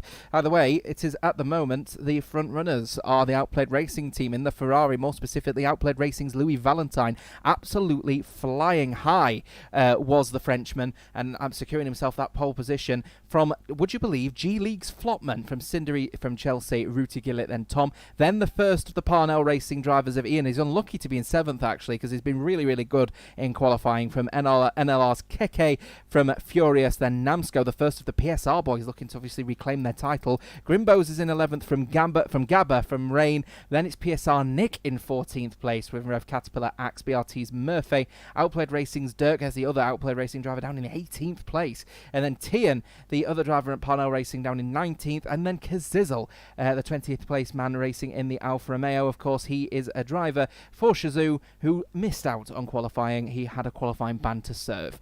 So that is the grid, and in the end, it is a real sort of mixed bag. Your Novus drivers are 15th and 16th. BRT didn't really get their qualifying going in 12th and 17th. PSR definitely didn't in 10th and 14th. And then, of course, a real mixed bag. You've got Outplayed Racing at the front and at the back. Same position as well for Parnell, and same position for Shazoo, actually, as well in that front. So we're in for a real mixed bag. We really are. And I think we've got about a 30-second countdown. I've just seen Luke there in the chat. So hopefully we're going to see the racing begin very soon indeed. But it's going to be interesting. Yeah, Louis Valentine, Kazizel led down at the bottom end of the field for Shazoo. Tom, of course, up in the top 10. Going to be interesting. This could go anyone's way. It's Monaco. What can we expect in terms of the drivers out on track? Let's hope the driving standards are good. Let's hope for a good race to start the season and see whose team is going to forge their legacy. Absolutely. I'm certainly looking forward. Oh, nice link, by the way, with that one. I shall give you that. Look at it on that one as well. Evening to yourself, Jess. Nice to have you on board with us here. Monaco at night's always a great spectacle, especially when you're bringing in the World Online Racing Legacy Division teams who are all very ready and raring to go for some exciting racing indeed. We've got the first driver readying up on the grid now, so we are expecting to get going with some racing in just a few short seconds time, but nonetheless we are going to be in for an absolute blist of a race here, as well as Ishmael's asking for the tyres at the start. I will try my best to get it done as quick as I possibly can, Ishmael, on that one as well. A lot of people in the chat as well, also a big support there for Grimbos as well from Antoine Leclerc as well on that one as well, as we've also got Harvey in there speaking with Rev Caterpillar and FRT, having a bit of a chat with him as well on that one. And here we go. It's 1, it's 2, it's 3, it's 4, and it's 5 lights. It's 5 lights, and they are a go. The drivers here, they are. The lights were on for just a very short moment here, and almost caught Flopman out here as he's going to get attacked immediately from NRX's Cinderay. But on this occasion, he's not going to get on there, and the Flopman will stay in front, but they're still going side by side, actually, are the two drivers all the way through and up the hill. But G League's Flopman there easily able to hold off there the attack from Cinderay initially out the blocks. And Cindery's so much on the curb, nearly getting caught into the wall there. Got Chelsea and Tom Radden behind them as well. Move being made in towards Mirabel. There's a bit of contact, I think, further in the background. There's more contact in towards the Grand Hotel hairpin. Both Ferraris, I think there's also Kazizel has also front wing in the background of shot as well. Dirk, I think, maybe coming across them there into the Grand Hotel hairpin. The McLaren just swapping positions as well. Namskull potentially has got damage as well on the right side end play, but it's Louis Valentin out on top. Flopman second, Cindery in third. Fantastic start. Everyone got clean through. There's a Haslux to the outside line into the Novelle chicane. That was Rain on the back of Grimbo's. Trying to look, didn't get the move done. But Louis Valentin out on top, Flopman in second, Cindery in third, and the Marina looks absolutely gorgeous at night. Yeah, absolutely, as we just keep an eye out on Shazoo's Tom as well, obviously looking to try and put a bit of pressure on FLT's Chelsea in this one as well. So there's your tyre situation, top 2 on hards, everyone else around on mediums. Great start from PSR Nick, though. PSR looking to try and bounce back. They're asking the question of, well, how can we do overtaking at Monaco? Very easily. Took 1 lap and they're already up 4 positions. BRT also up 4 as well, and the reason why is because we've now got a bunch of people pitting, including, would you believe, one of the one of the drivers at PSR, Namsko, is in the pit lane as well on that one, and he now leaves the pit lane himself on the fresh tyres that he's looking for. Keep an eye out then on the situation in the midfield, of course, with Ian down 1 position. NLR have now up to 6th and 7th respectively. Tom up to 5th after overtaking Ruti Gillett, and now he's now down to 6th place, and Rain also up 2 positions for FRT, up to 11th. Yeah, definitely. So, and to remind everyone of the point system as well, change up in the point system for this season. Top 15 currently score points, so you could argue the top 15 who are out there, and as long as they don't hit the wall, they will be scoring points with Namskull, Grimbles, Axe, Kazizel and Tyne already into the pit lane. But Louis Valentin and Flopman have absolutely flown. 7/10 of a second separating them both. 1.9 seconds clear is Cindery there in third. You would imagine that the medium compound tyres initially would absolutely fly off the line. They haven't. The hards of the tyre to be on early on. Everyone else further down the field's on a set of medium. Cindery all the way down to Jay Murphy is Ian and Furious. I think Ian has clipped the wall for Parnell. He's into the plate lane and he's got a front wing change its right to left plate damage on the car. So I have a feeling he's came out of the back maybe and hit the wall coming through there or through the swimming pool section. But Ian ends the plate lane. Disaster for Parnell early on, but brilliant stuff if you're an OP fan right now. Yeah, fantastic stuff at the moment for if you're a G League fan as well at the moment. Flopman is actually closing the gap at the moment on Louis Valentine. The hard tyres have certainly switched on a lot quicker than the mediums. You're right. It's a very odd situation to be in at the moment. Makes me wonder what Outplayed Racing's Dirk and Ian are going to be facing now that they are on that hard tyre, to say the least here. As Outplayed Racing's Dirk up there as well, as we've got more people getting into a bit of a scrap here. It looks like a little bit of a battle out of the pit lane from Namsko and Ian Van Unen. Then for the Parnell Racing team now into 16th place, but Namsko staying in 15th. PSR actually fielding him on a soft tyre on this occasion. Rain, by the way, got the move done into Mirabel because Nick's got full wing damage. I think it's right side end plate damage on the car. Big snap of oversee from Gabor just in behind as well. And Nick, I think, he's got no front wing at all, has Nick. So no front wing at all for the McLaren. He hits the wall again. If he's not careful, he'll be out the race at this stage. But Gabor having to try and weather the storm. Jay Murphy in behind as well for Bunga Racing Team, trying now get the move done somehow, but they can't with an absolute roadblock in the way. Nick's still continuing on. He is still continuing on. This is smart because Namskull's actually on that set of softs. He's going to be actually closing in potentially into the points. He's in the final point scoring position. And Nick out there, there's going to be a rule potentially in the rulebook that says you can't say if you've got a broken front wing, because this is going to cause absolute carnage in terms of the mid-pack. Gabor, Murphy, Caterpillar and Dirk If you're any of them four right now, you'll be telling that McLaren to get out of the way, as he is going to get in towards Mirabeau with the ball down the inside. Yeah, and there it is, then making the move, done and dusted into Mirabeau, and then around the outside was Rev Caterpillar looking on Murphy on that occasion. Look at the amount of curb he's taking, trying to defend all the way to the wall was PSR Nick without that front wing. And if you want me to be perfectly honest with you, I'm not really sure as regards to strategy how this is important here, because you're only sacrificing one of your drivers for a driver that's now had to be sacrificed because he's had an accident. So to me, this is just going from bad to worse here for PSR, and actually this really isn't the best of the sportsmanship that we perhaps would see from that front running team. But either way, 11th place at the moment for Nick, and it is entirely their decision if they want to make that pit stop, of course. It's not to criticise anybody on that front. And anyway, either way, at the moment, we've still got a little bit of battle happening in that midfield at the moment. It looks like BRT's Murphy still trying to get past Nick at the moment, but Rev Caterpillar is breathing down the Aston Martin's neck at the moment, and he's very happy to swallow up a position if he ends up making a mistake, does Murphy. And Gabba is already pulling a massive gap on Nick already, nearly 3 seconds. This is so critical for Murphy here to get past him as quickly as possibly can, and they'll have to go side by side up the hill here. And without that front wing, that could be critical here, and no, rightfully so, Murphy elects not to go for it. Oh my goodness me, that is so close. Remember, there's absolutely no front wing. A switchback going through there is not going to work, so he's going to go for another switchback, and this one might work, but he loses the rear ever so slightly, and PSR are defending the position regardless of whatever happens here. And Outplayed Racing's Dirk has made a move on Rev Caterpillar, so he's going to have to go around the outside though on this occasion. It's going to be a bit of a squeeze to say the least, but it's going to be advantage Outplayed Racing going then into that corner, and the Ferrari does get the move done, does the number 3 Ferrari, and Outplayed Racing's Dirk now up to 13th place on that hard tyre. Remember, the hard tyre has been switching on quite nicely here as it goes side by side, does Murphy going into the corner, and absolutely no way Nick is going to be able to defend from that one, as BRT now finally in 10th and 11th place, and Outplayed Racing's Dirk will very quickly catch up to the rear end of PSR Nick, who surely has now got to pit at the end of this lap. He's hemorrhaging time, he's hemorrhaging positions. Namsco is close by. Oh my goodness me, getting so close up there,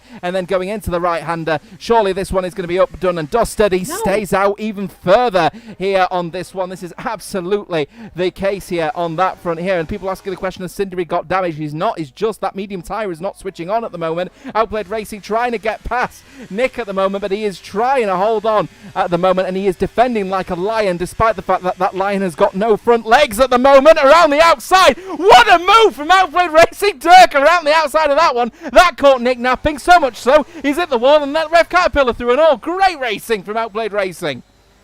Absolutely marvellous from the OP man, and that's what they can do at their best. Dirk through, and he's into 12th position. To be honest, the tyres had something to do with that as well. Those hards are just switching on so much. Cindery, by the way, does not have any front wing damage in third. It's certainly not visible damage anyways. He's there in third. But that was absolutely remarkable from Dirk. So much so that I actually missed it and had to go on the stream to watch that move. But it was a brilliant move from Dirk. Caterpillar there in 13th, Nick there in 14th. And now PSR has surely got to pit Nick. I do not know what he was thinking. I can only think it's to gain Namskull. He was gaining 2.5 seconds lap behind, and it's only to gain him time. But to what effect? They're in 14th and 15th. They're at the bottom end of the points. It doesn't really matter. Everyone else is ahead of them. I'm not really sure what Crispy was actually cooking there with PSR. Yeah, I'm not sure exactly either, but either way, there goes Nick. I think it was actually purely tactics to try and get Namsco an opportunity to potentially get closer to the likes of Caterpillar, Dirk, maybe even the BRT boys. But unfortunately, with that soft tyre on at the moment, I'm not expecting Namsco to actually go that far, and he's going to have to make at least another pit stop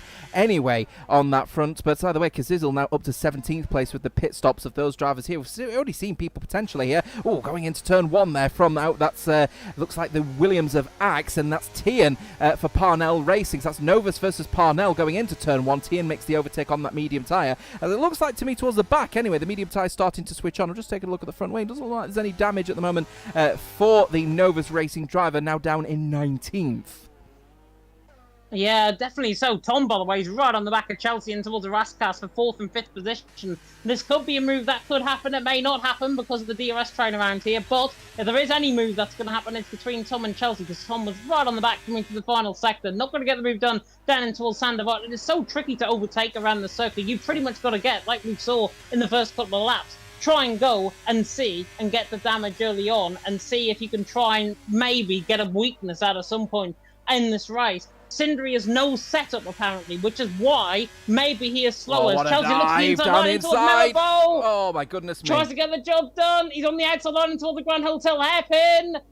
going to be forcing the wall if he's not careful, and they're going round at 20 mile an hour coming through here. Chelsea gets the job done to the inside line, and now Tom trying to cook to the inside line as well. Rooty in all of this as well, and now it's going to be 2x2 like Noah's Ark in behind, but Chelsea through on Sindri gets the job done, and Rooty now side by side with Tom, nearly making it 3 wide down into the chicane. Bit of a real lock there from Chelsea, somehow gets that move back done. Sindri fourth, Rooty in fifth, brilliant stuff from Tom, and now Keki and him are side by side, coming through to back, inside of each other albeit, but Tom is just about holding on, and thank goodness the ghosting system worked there. Yeah, absolutely on that one. It looked like the ghosting system perhaps may have saved a driver from spinning out on that one, which I think from our side, absolutely wonderful. It means we continue to see more of this fantastic racing between these drivers. Who says that the racing at Monaco is poor? It's not when you're involving these drivers. Absolutely fabulous racing so far from these runners here. A couple of nicks on the wall, though, from a few people. Surprised we hadn't had a damage, especially from Sindri, actually, who put it in the wall a few times on this one here.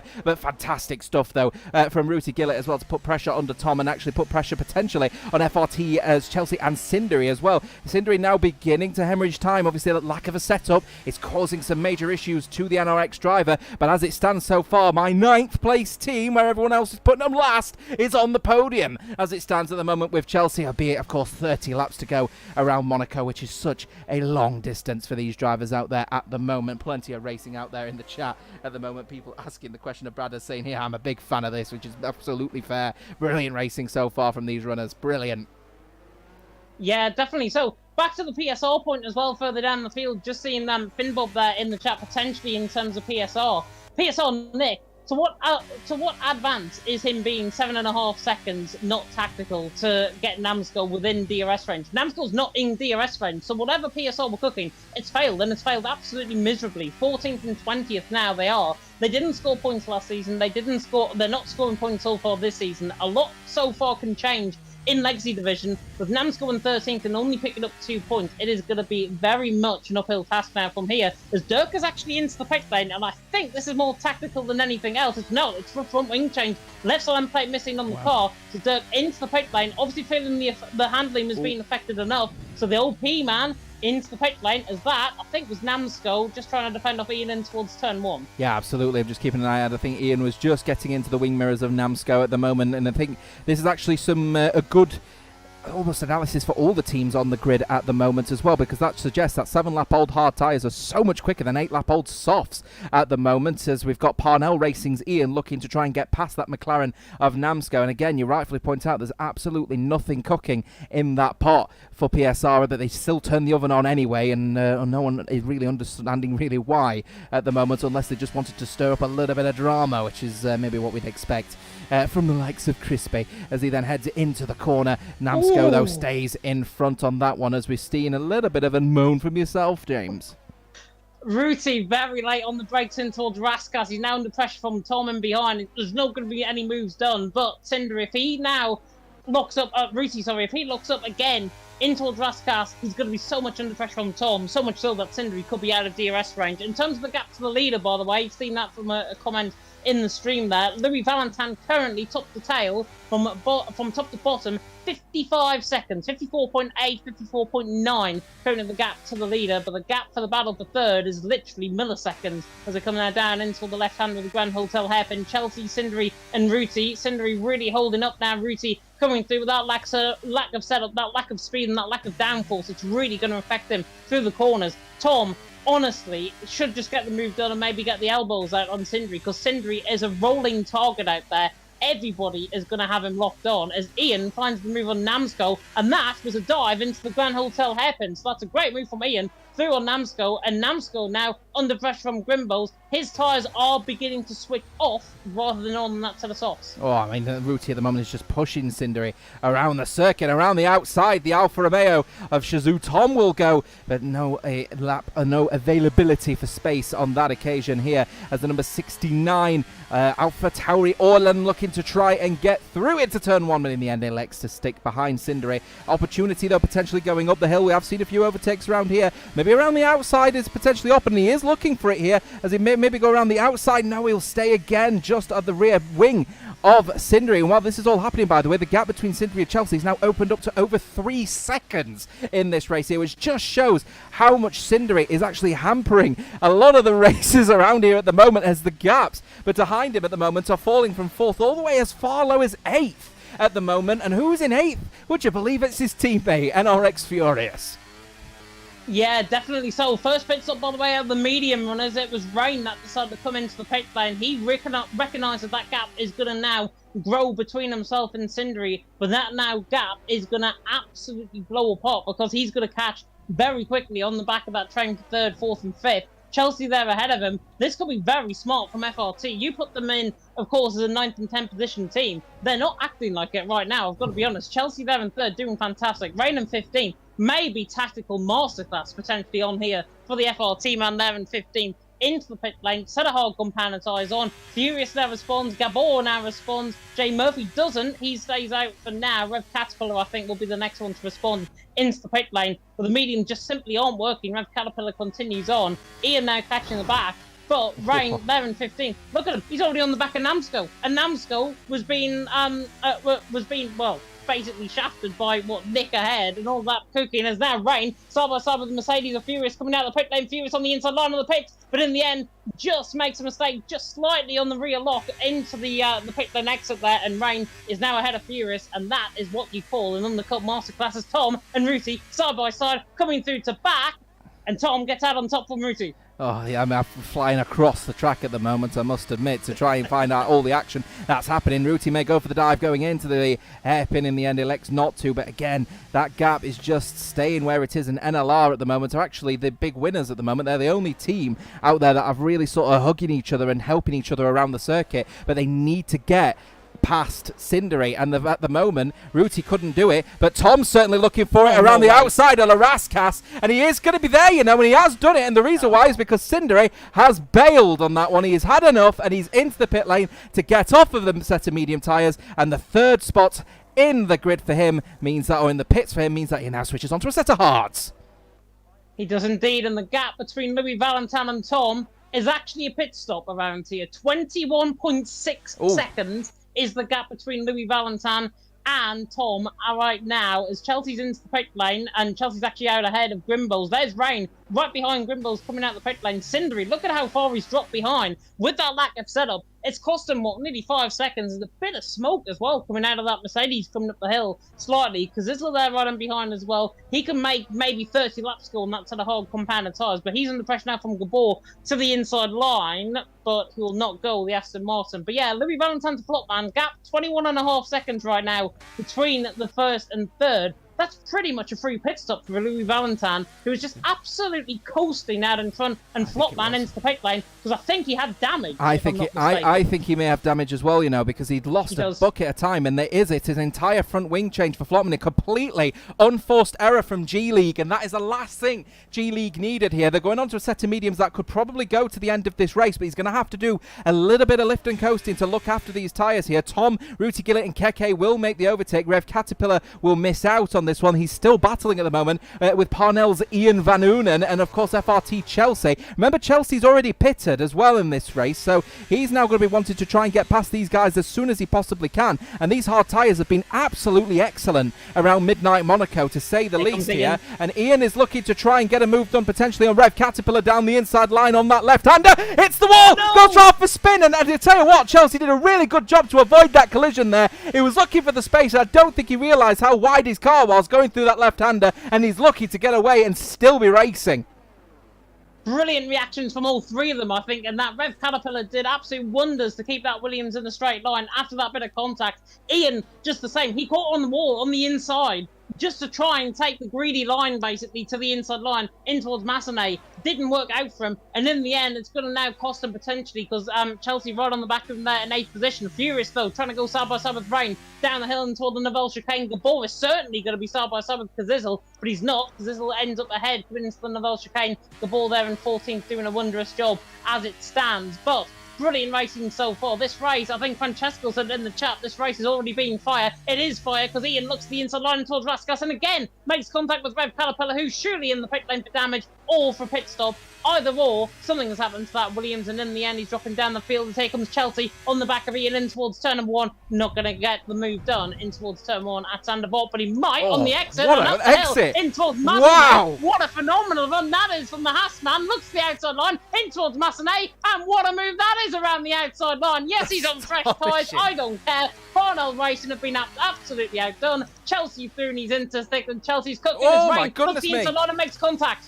Yeah, and that's FRT Rain getting into a little bit of a collision with Furious by the looks of things, and Grimbo's also in there as well. Fantastic move around the outside, though, of Mirabeau from FRT Chelsea. It was all about that turn 1, wasn't it? Just that extra traction, and granted, a lot of that will be the tyres, but you've got to give credit to Chelsea as a driver. FRT are so happy that they've got him in his ranks at the moment, because he is flying out there on what is now, quite clearly, the best tyre to be on around here in Midnight Monaco. Fantastic stuff so far. Flotman in 5th place on medium tyres now, by the way, considered now the weaker tyre, and we'll have to go the distance on them as well here. You say, oh, he's still second, he was second by a long way, sure, but with the fact that he made unforced errors to the point where he needed a front wing, and he'll laugh when I say this now, he's just got fastest lap. I'm wondering if his mindset means he might not be in it now, but that fastest lap completely proves that. Otherwise, he's flying at the moment on these medium tyres. Maybe they're starting to switch on now that the tyres have sort of put a bit of rubber in there as Chelsea hits the wall ever so slightly going through into Sandevort. On this one, by the way, NLR are pushing each other around the circuit at the moment, and rightfully so. A 16-lap-old medium tyres, of course, they have to make their pit stop, and just behind Flotman, 1.5 seconds on fresh medium times. I'm wondering here, Cindere makes one hell of a move potentially on FRT's Rain down the inside. That's a bit of a squeeze to say the least, but he does manage to get through his Rain. Going to put pressure on him around into the hairpin. He certainly is. He might be in the wall. He's grazed the wall ever so slightly, and he's going to have to do the switchback. He looks for it, but the curb is just going to block him, and Cindere then into 10th place. Cindere is cooking something a little bit aggressive out there. One hell of a bit of a spice. Yeah, he was looking to the outside line. I'll tell you what, it was nearly 90% getting that move done. Furious is through on Grimballs as well, just into the Neville chicane. I think actually Grimballs has got a little bit deep there into the Neville chicanes. I'm right on board with him. Tom is into the pit lane.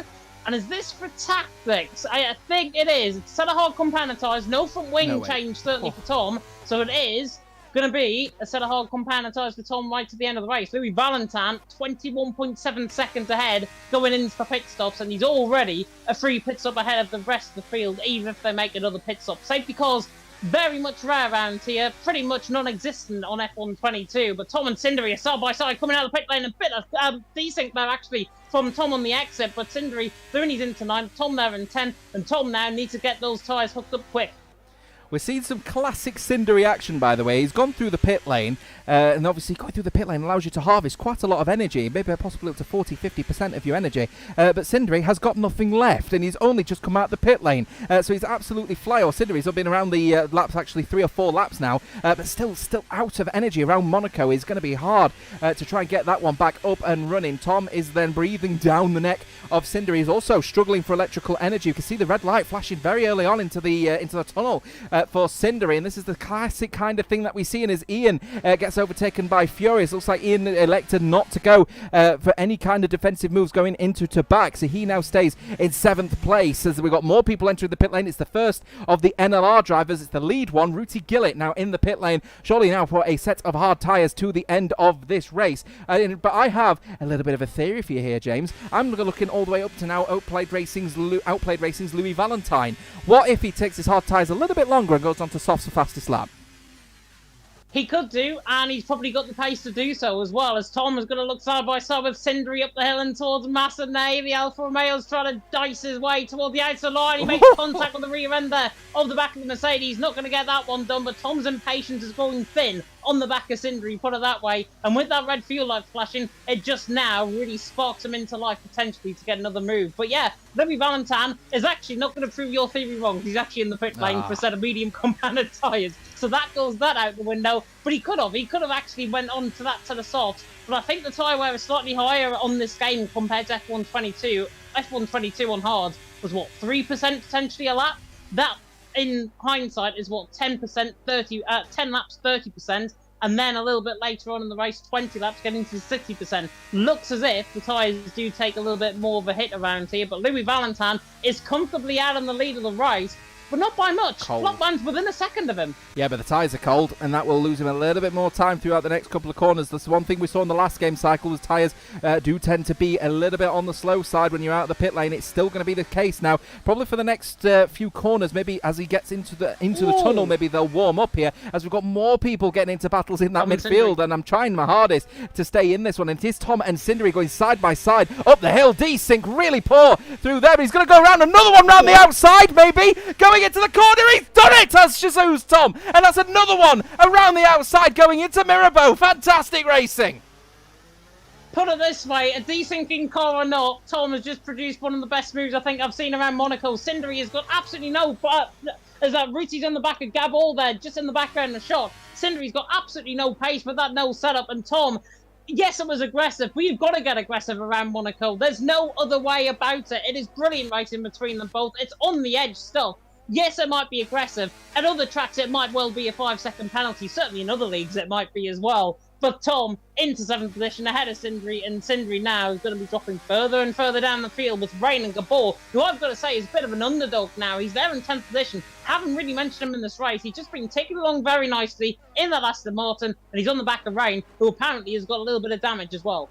Yeah, Rain does have a little bit of damage. He's just trying to mask it, and at the moment is Rain. He's currently down at the moment. Is Rain in 9th place, obviously in that little scrap at the moment for 8th behind Cindery. And what might be a significant loss of downforce for Rain might actually be what Cindery is having to deal with at the moment, as Tom is out! Tom is out, and the virtual safety car is out, and the virtual safety car is out, and the reason where has he crashed? He has crashed going into, would you believe, it's Massenet where he has crashed, and that has left debris on the circuit. Surprised we haven't had a full safety car as a result of that one, but Shazoo are going to be absolutely devastated. Tom has been flying around this circuit. He's been aggressive, but unfortunately perhaps got a little bit too aggressive with himself. He's out of the race.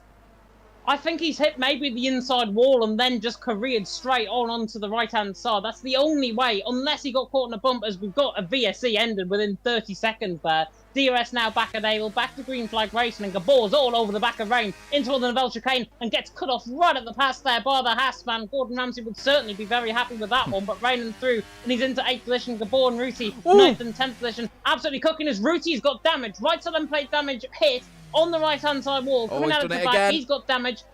But it's not visible. It's not visible damage. It's certainly green or yellow damage, I think, for Ruti, and he's going to continue on. He feels like it's not going to affect him as much, but with Jay Murphy on the background and the current championship leader in crossplay tier 2 on the background as well, the Aston Martin's certainly going to fight this one. And this is why I was saying about NLR, and I think they're a cracking team, but the consistency is not quite up to scratch, and this is where they're going to lose out. Pit stops coming in. Keke for NLR coming in. Kazizel is also in. Fresh medium tyres for them now going to the end of this race. Gabba looking to try and get past FRT Rain. Once again, FRT Rain able to hold on, no issue. Actually, this is the best case scenario for Cindery at the moment. Of course, having to navigate the circuit without a setup means that he's going to be down on downforce. He's got someone with damage behind him who is also down on downforce. So for as long as that he's holding them back, he could just cook something together to think about possibly just reconciling that solid 7th place finish. As Outplayed Racing's Louis gets the fastest lap of this race. It's 1 minute 10.335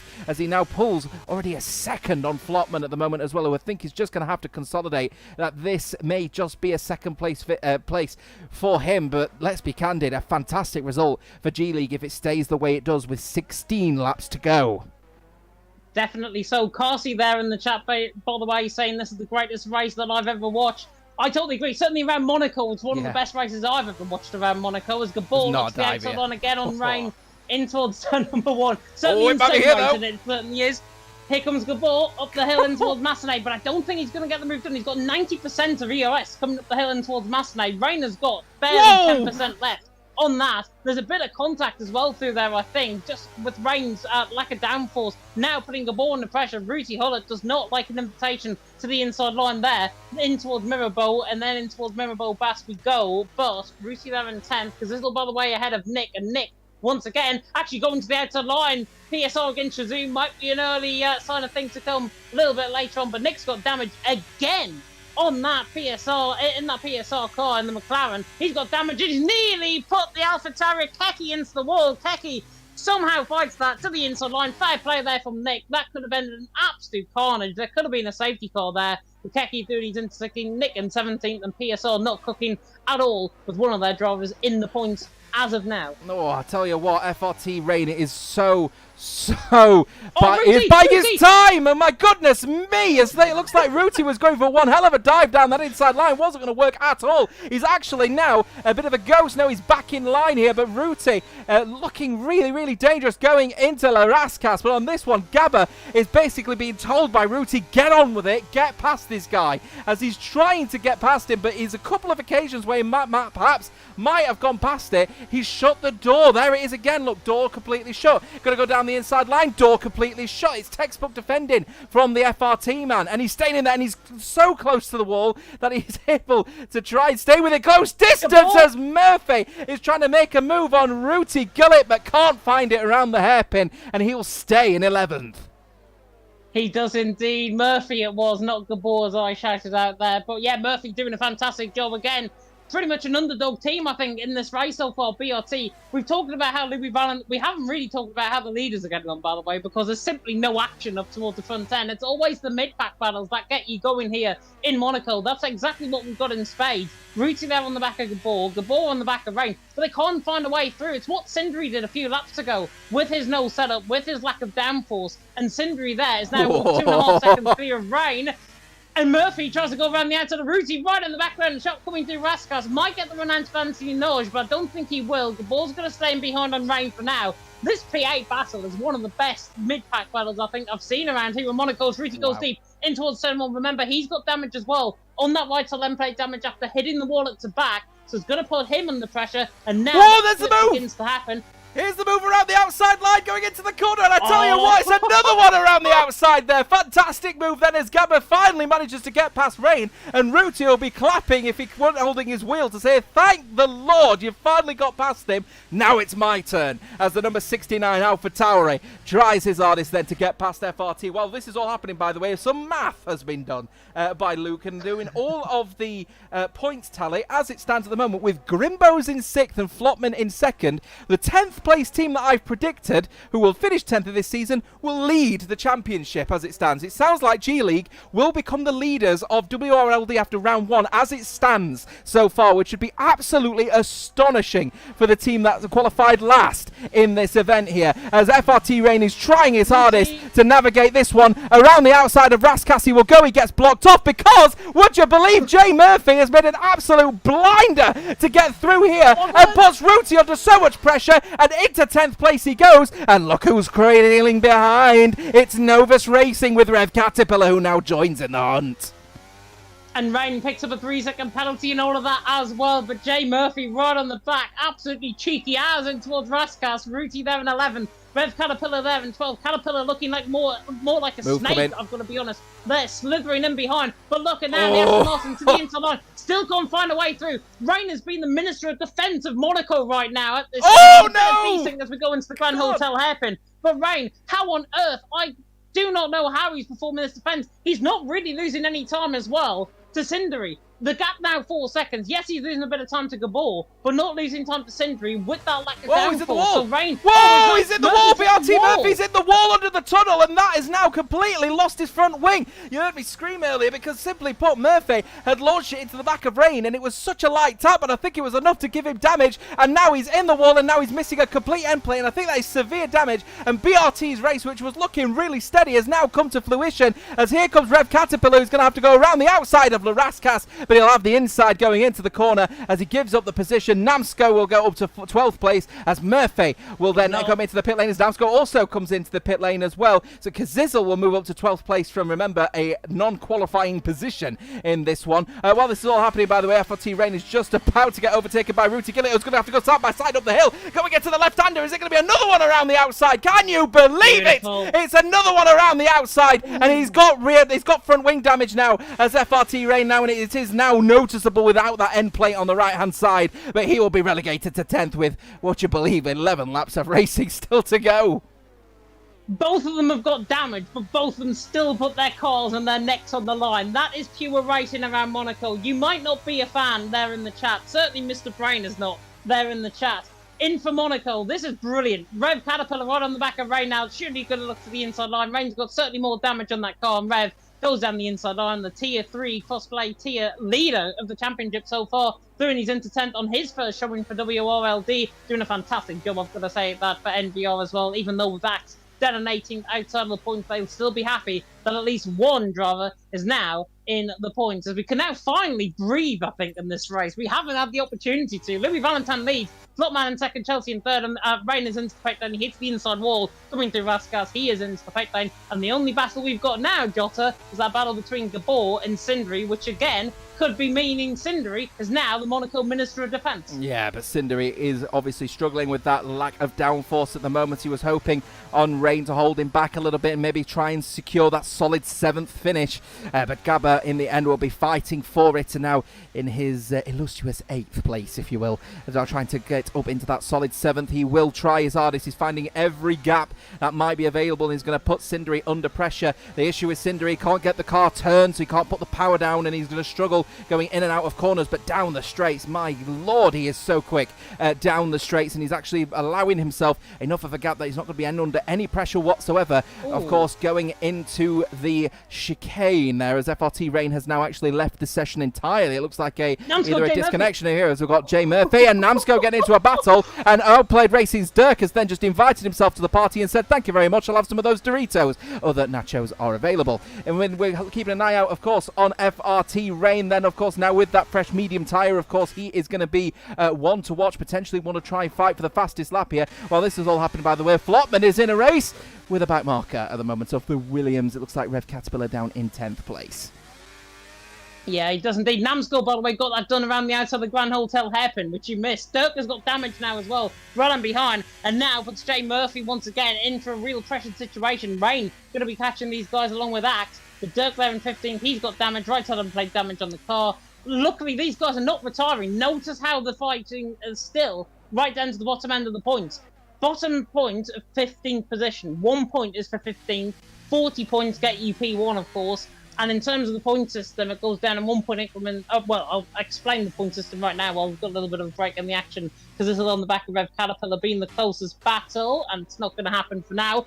But first gets 40, second gets 32, third gets 27, fourth gets 22, fifth gets 18, sixth gets 15, seventh gets 12, and eighth getting 10, ninth getting 8, and then 10th getting 6, 11th, all the way down to 15th, 1 point increments of 5, 4, 3, 2, and 1 for all points. And of course, the sprint system points, when we come to the sprint race, is different as well, because the top 10 now get points as well for the sprint races, because this is all over the back of a very crawly little Caterpillar.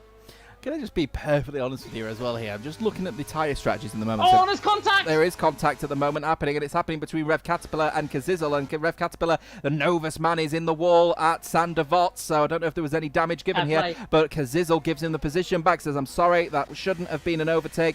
You can have that position back, so Rev Caterpillar will stay in 10th place, but he's going to try and battle again. Will Kazizel, and they collide once again, but on this occasion, the overtake does not happen. Namsco, by the way, now in with another penalty, 3-second penalty for multiple warnings around Monaco, which I find quite shocking, to be honest with it. On set of soft tyres at the moment with 3 laps to go. I was just mentioning about the tyre situation at the moment happening, because Grimbos and Ian Van Unen at the moment, so that is the G League and the Parnell Racing drivers, they're on 28 lap and 27 lap old hards respectively. Now they can go to the end of this race, but those tyres are going to be fairly damaged towards the end of it. Meanwhile, Grimbos and Sindri are very happily able to just keep on with their hard tyres to the end of this race, but they're battling. So if whilst them two are battling, they're losing time to potentially 5th and 6th place, who of course have now got to nurse their tyres to the end of this race.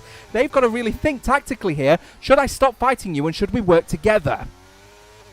Potentially so. I mean, they're on 28, 29 lap old hards, and to be fair, with Cinder and Gabor in behind us, because this does get that move done, and has actually put Rev Caterpillar, I think, well, I'm not sure if he went straight on or put him in the wall there through turn number 1, but Kazizel has got that job done on Rev Caterpillar anyways. He's through and he's into 10th. But yeah, back to the point I was going to make about the tyres. There's more battles going on further down the field. It's just Jay Murphy coming in the pit lane now. But Ian and Grimbos 28 and 29 outball hards. I've been in a race before where I've actually seen the hards go 36 laps around here. So it is possible for them to get to the end of the race. We've got, 7 laps to go. That will be around 35, 36 lap mark. It's going to be around about 80% in terms of tyre wears as well. So if they can match it toward the end, really going to be helping. But Gabor and Sindri do need to work together. And I've got to be honest, if I was in Gabor's shoes right now, I'd just try a cheeky dive bomb in towards Raskas just for the sake of it, because Sindri is so slow in front of him.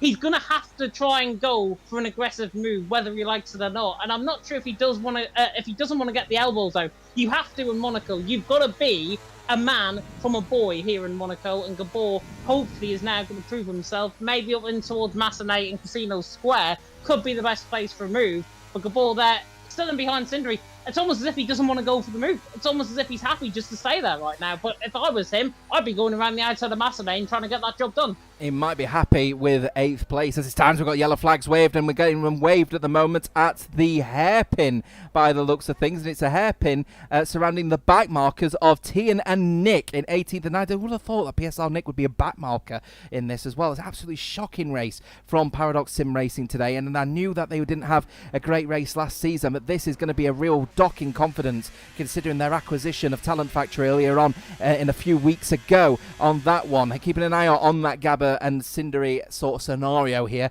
It could just be that Gabba thinks he hasn't got the pace to catch up with G League's Grimbo's and Parnell's Ian, so he was happy to stay behind Sindri and then put pressure on him as we get to the latter ends of this race, around about lap 36 and 7, whilst we've got more yellow flags waved happening, by the way, and that is as a result, by the looks of things, I believe, of Namsco and Rev Kata, but no, it is still PSR Nick at the moment, out there at the moment, getting into a few collisions by himself, and he's falling 10 seconds back from the guy in front of him at Tian at the moment. I think PSR are not going to be particularly happy with the performance here, as we've still got another battle happening and brewing at the moment between NLR's Ruti Gillett and Shazoo's Kazizel. 11-lap-old mediums versus 14-lap-old hards. Is it another one around the outside? Can you believe it? Once again, that is turning out to be a real hotspot for racing around the outside of that corner. Fantastic.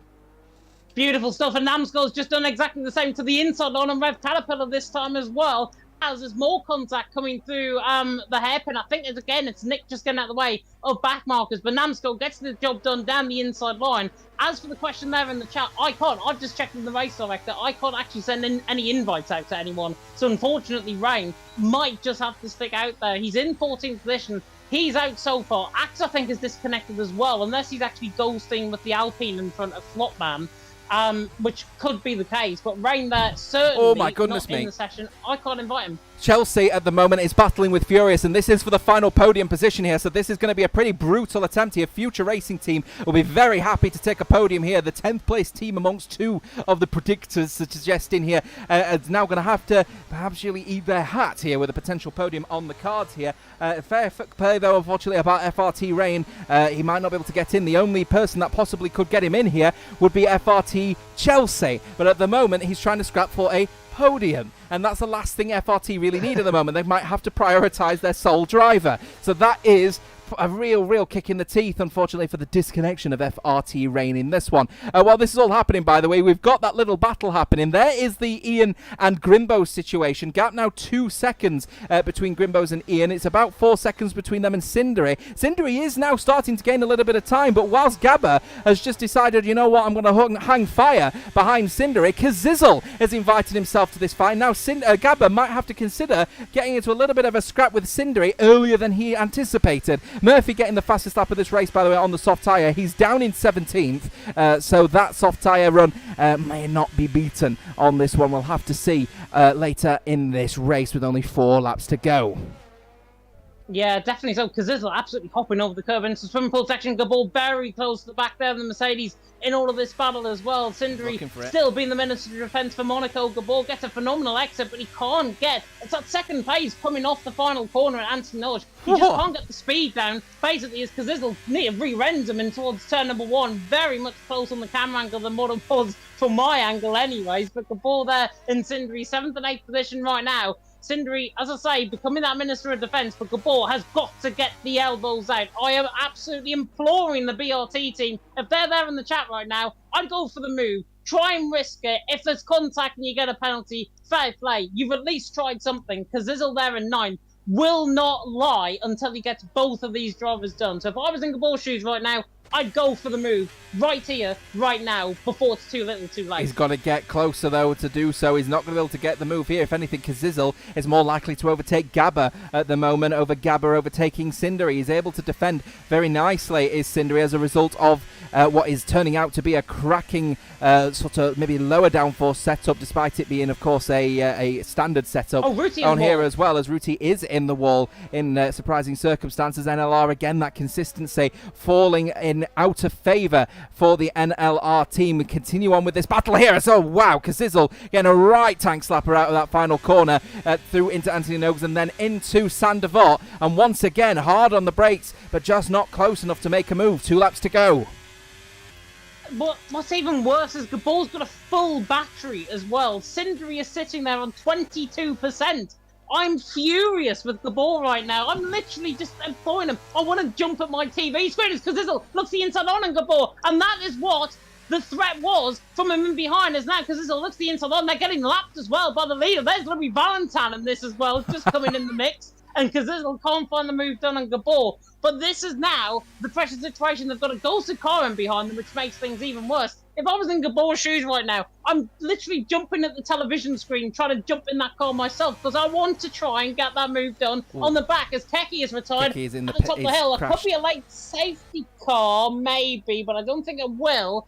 But that is out of Casino Square, unfortunately. Luckily, though, Gabor getting out of the way, and Kazizel's now right on the back of him because he's had to let through Louis, who is a blue back marker. Oh, Grimbo's! No! As well. Grimbo's is out. He's crashed at Larascas, and that has now cost G League any possibility of potentially leading this championship as a result of that one. 37-39, not expecting any safety cars late on in this race. Furious is still getting close to Chelsea, and Chelsea holding on for dear life at the moment here, but as it stands, Gabba really managed to hold that position against Kazizel. While this is all happening, we're losing people. Ruti has also crashed. He's crashed it by the looks of things, going through into the chicane. So people are now starting to struggle with the tyres at the end of their lives. What a dive coming in from Kazizel as they knock each other ever so slightly. Does Kazizel, and that is the risk of what happens when you leave yourself out for potential battle, as it looks like we've got a bit of desync happening between Gabba and Namsco at this moment, as Namsco's trying to go around the outside. Remember, these are 10-lap-old softs, but he stays there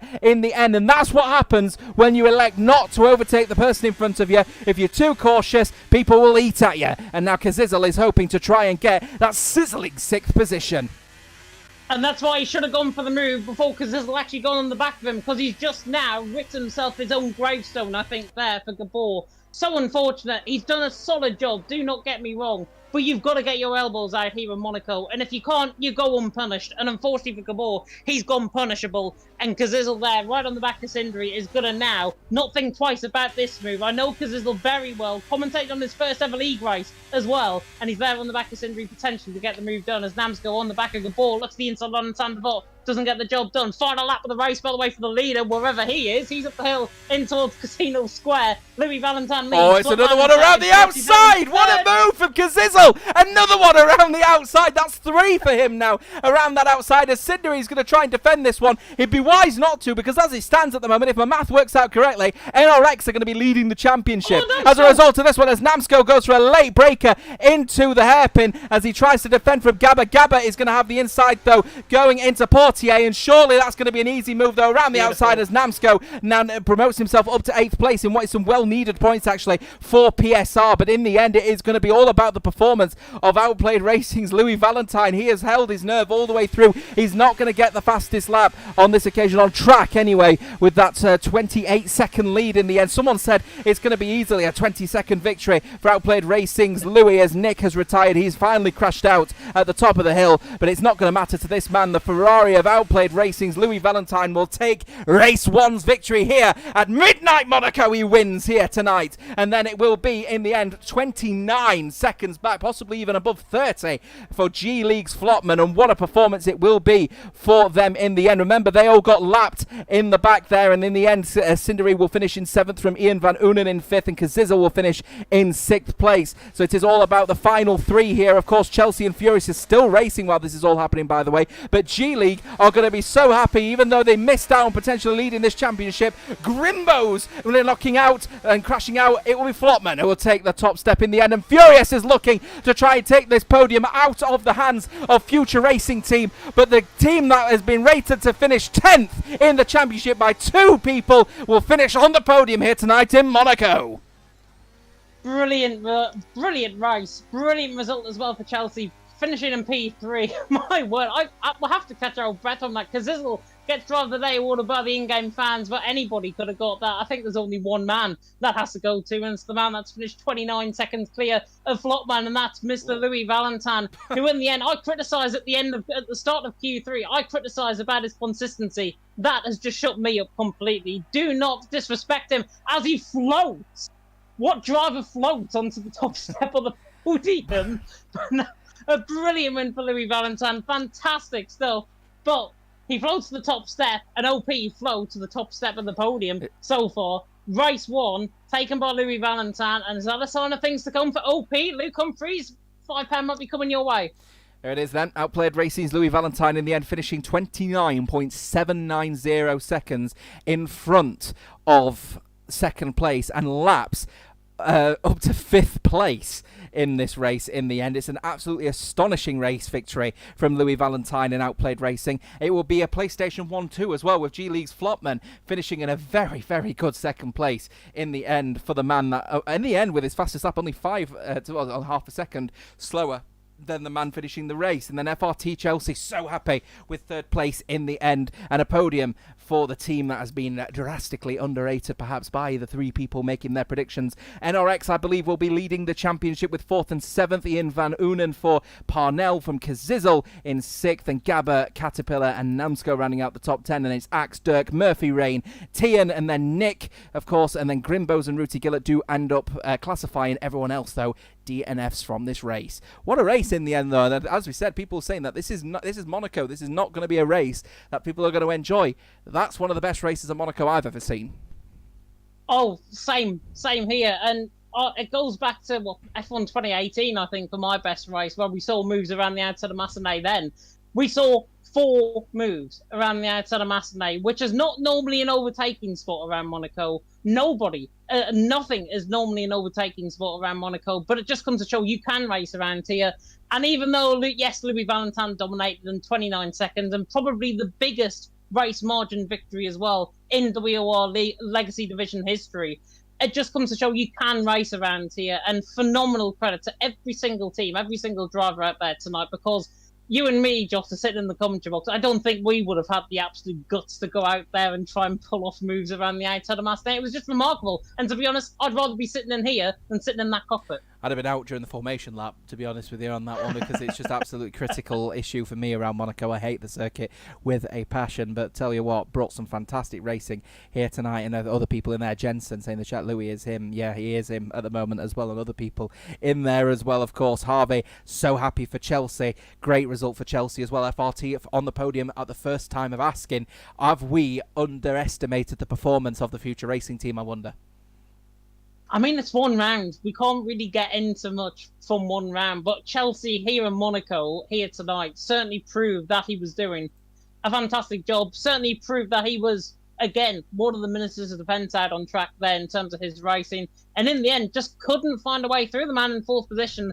Fantastic stuff from Chelsea. Absolutely deserved. Potentially the only podium that Chelsea's ever going to get this season, i.e. in the Premier League. But Chelsea here, the FRT man, getting there in 3rd position, doing a fantastic job. But that is certainly going to go, maybe in Belrofix, who I've just seen there in the chat, potentially in their review, which is going to be coming up, I believe, on Sunday. So I'm looking forward to that.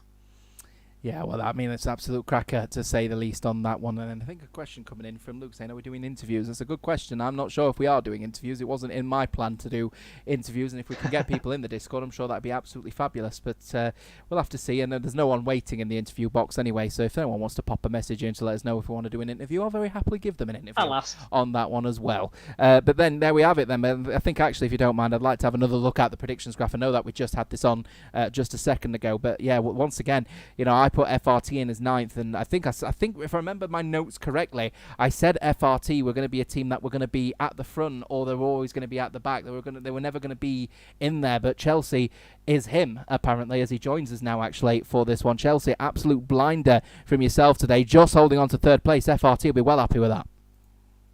Oh yeah, I've been tagged like 5 times in the server already.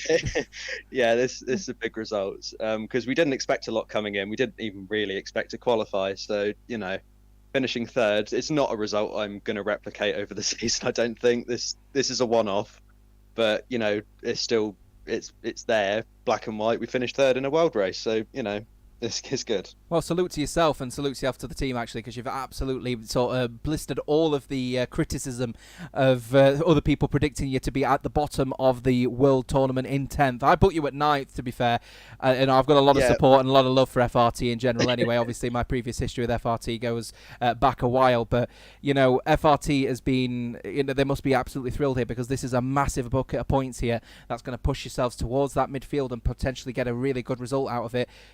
What was initially the team's targets looking forward for this? Before the race, we said we wanted double top 12 because we just thought that's like a decent amount of points. Half what it was engineering, so shout out him. He was very good. We said we wanted to hit double figures in points, and I think we probably have done that now, to be fair. So, targets hit. And we wanted both into Q2, and I qualified 4th. So, yeah. It was decent. Yeah, no, it's a good result for yourself as well. And I mean, and obviously, your teammate as well had a little bit of tricky scenario. Obviously, Rain, I think, was struggling with a lot of damage here and there. I think he was struggling as well with a few people tagging him as well throughout that race, But I'm sure he's happy for you. Oh yeah, he's invited me to Rocket League already. But yeah, he was displeased, I think is the best word. With some, I don't remember who he said because honestly, I was sweating knobs trying to keep Furious behind. But yeah, he was displeased with someone who tagged him round and gave him extra because he had damage from quite early in his hard stint, and then he got tagged by someone and it made it pretty much undrivable. So yeah, and it was so close because if he'd have got out after the pits ahead of Ian, he basically would have had 5th, like signed, sealed, and delivered. But it just didn't happen, unfortunately. Yeah. But and might have he still picked up a point and might have cost couple of points. Might have cost FRT the opportunity to potentially lead this championship as well. So it's obviously really disappointing stuff. Honestly, yeah, absolutely screaming. To be honest with you, we were screaming about G League as well. Obviously, in the same situation as yourselves as well. Obviously, a lot of people undermining them. Even me, I put them as 10th, and they've managed to scrap 2nd place. It's absolutely astonishing. Monaco, we expected it. We expected to. We were making memes in the chat about it was going to be us versus G League for 9th, and it was going to be a great world war. But apparently, no. We're going to. I think Harv did the maths, and we're going to be 2nd and 4th in the standings. I think something like that. It's absolutely astonishing. Absolutely astonishing stuff, James. Any questions for yourself, bud? Because you've got to have had millions run through your head at this point. One main question for me, I think, is what is the goal now? Going ahead into the rest of the season, you've got your arguably possibly your best result of the season already, finishing there in 3rd. What's the goal for FLT for the rest of the season? Is to prove us that get paid to do this wrong? I think the goal's just got to be consistent points, to be honest. Just making sure we're always there or thereabouts, keep adding to the tally, and if maybe push for another podium if there's another, like there isn't a race like Monaco. Like as soon as I got ahead of Ian, I thought, right, well I'm locked into at least 4th here because he's just going to slide backwards and backwards, and I think I beat him by half a minute in the end. So I knew that was the result signed and like done as early as like lap 15, and that just isn't going to be the same anywhere else. But we've just got to do our best, to be honest. It's all we can do, and hopefully by the end of the season we've got a decent championship result out of it. Yeah, definitely. Consistency, I think, is key, certainly in Legacy Division. We saw with PSR, they didn't pick up any points last season in Monaco. And yeah, they ended up winning the championship. They ended up winning the whole thing. So it just comes to show that things can happen in Monaco, and then the rest of the season just develops how they might want. And of course, Britain next week as well for FRT. Kind of a home race as well. How do you think the FRT boys are going to get on around there? Obviously I can't leak the proposed lineup, but I know what I think we're kind of 99% sure on what it's going to be. And yeah, I've got confidence that whoever does it will get probably a decent result out of it. Yeah, I'm not expecting. I mean, there's probably going to be a bit of added pressure now that we finished 3rd. there might be a bit of, oh, Chelsea finished third, we've now got to try and do that as well. It shouldn't be like that, but I think so long as they score some decent points, the pair of them, whoever they may be, wink wink, it might be me, but yeah. Yeah, I think just consistent points, and hopefully we can come out with a good result at the end of the season. He's leaked himself there if he's going to be in the lineup next week. Put it this way, FRT are not going to be happy. Confirmed. It's not confirmed. I will put that. I will say that now. He cannot confirm nor deny the rumours. Yeah. They're going to be calling for your head now, I think, as a result of that. I've just got them a podium. They can jog on if they want my head, for God's sake. Oh, well, Chelsea, you know what, buddy? Congratulations. It's a great result. Obviously, a Monaco podium as well. FRT, of course, are going to be thrilled moving forward to the British Grand Prix next week, I'm sure. Yeah, you will be alongside your rest of your team, as will the viewers around here as well. Doesn't look like we've got any other interviewees coming in for tonight, as far as I'm aware. So we are going to wrap it up here, I think, for what has been a very, very brutal but fascinating Monaco Grand Prix, a midnight Monaco bonanza. We move on to the British Grand Prix in just a week's time. See you then. Bye-bye for now.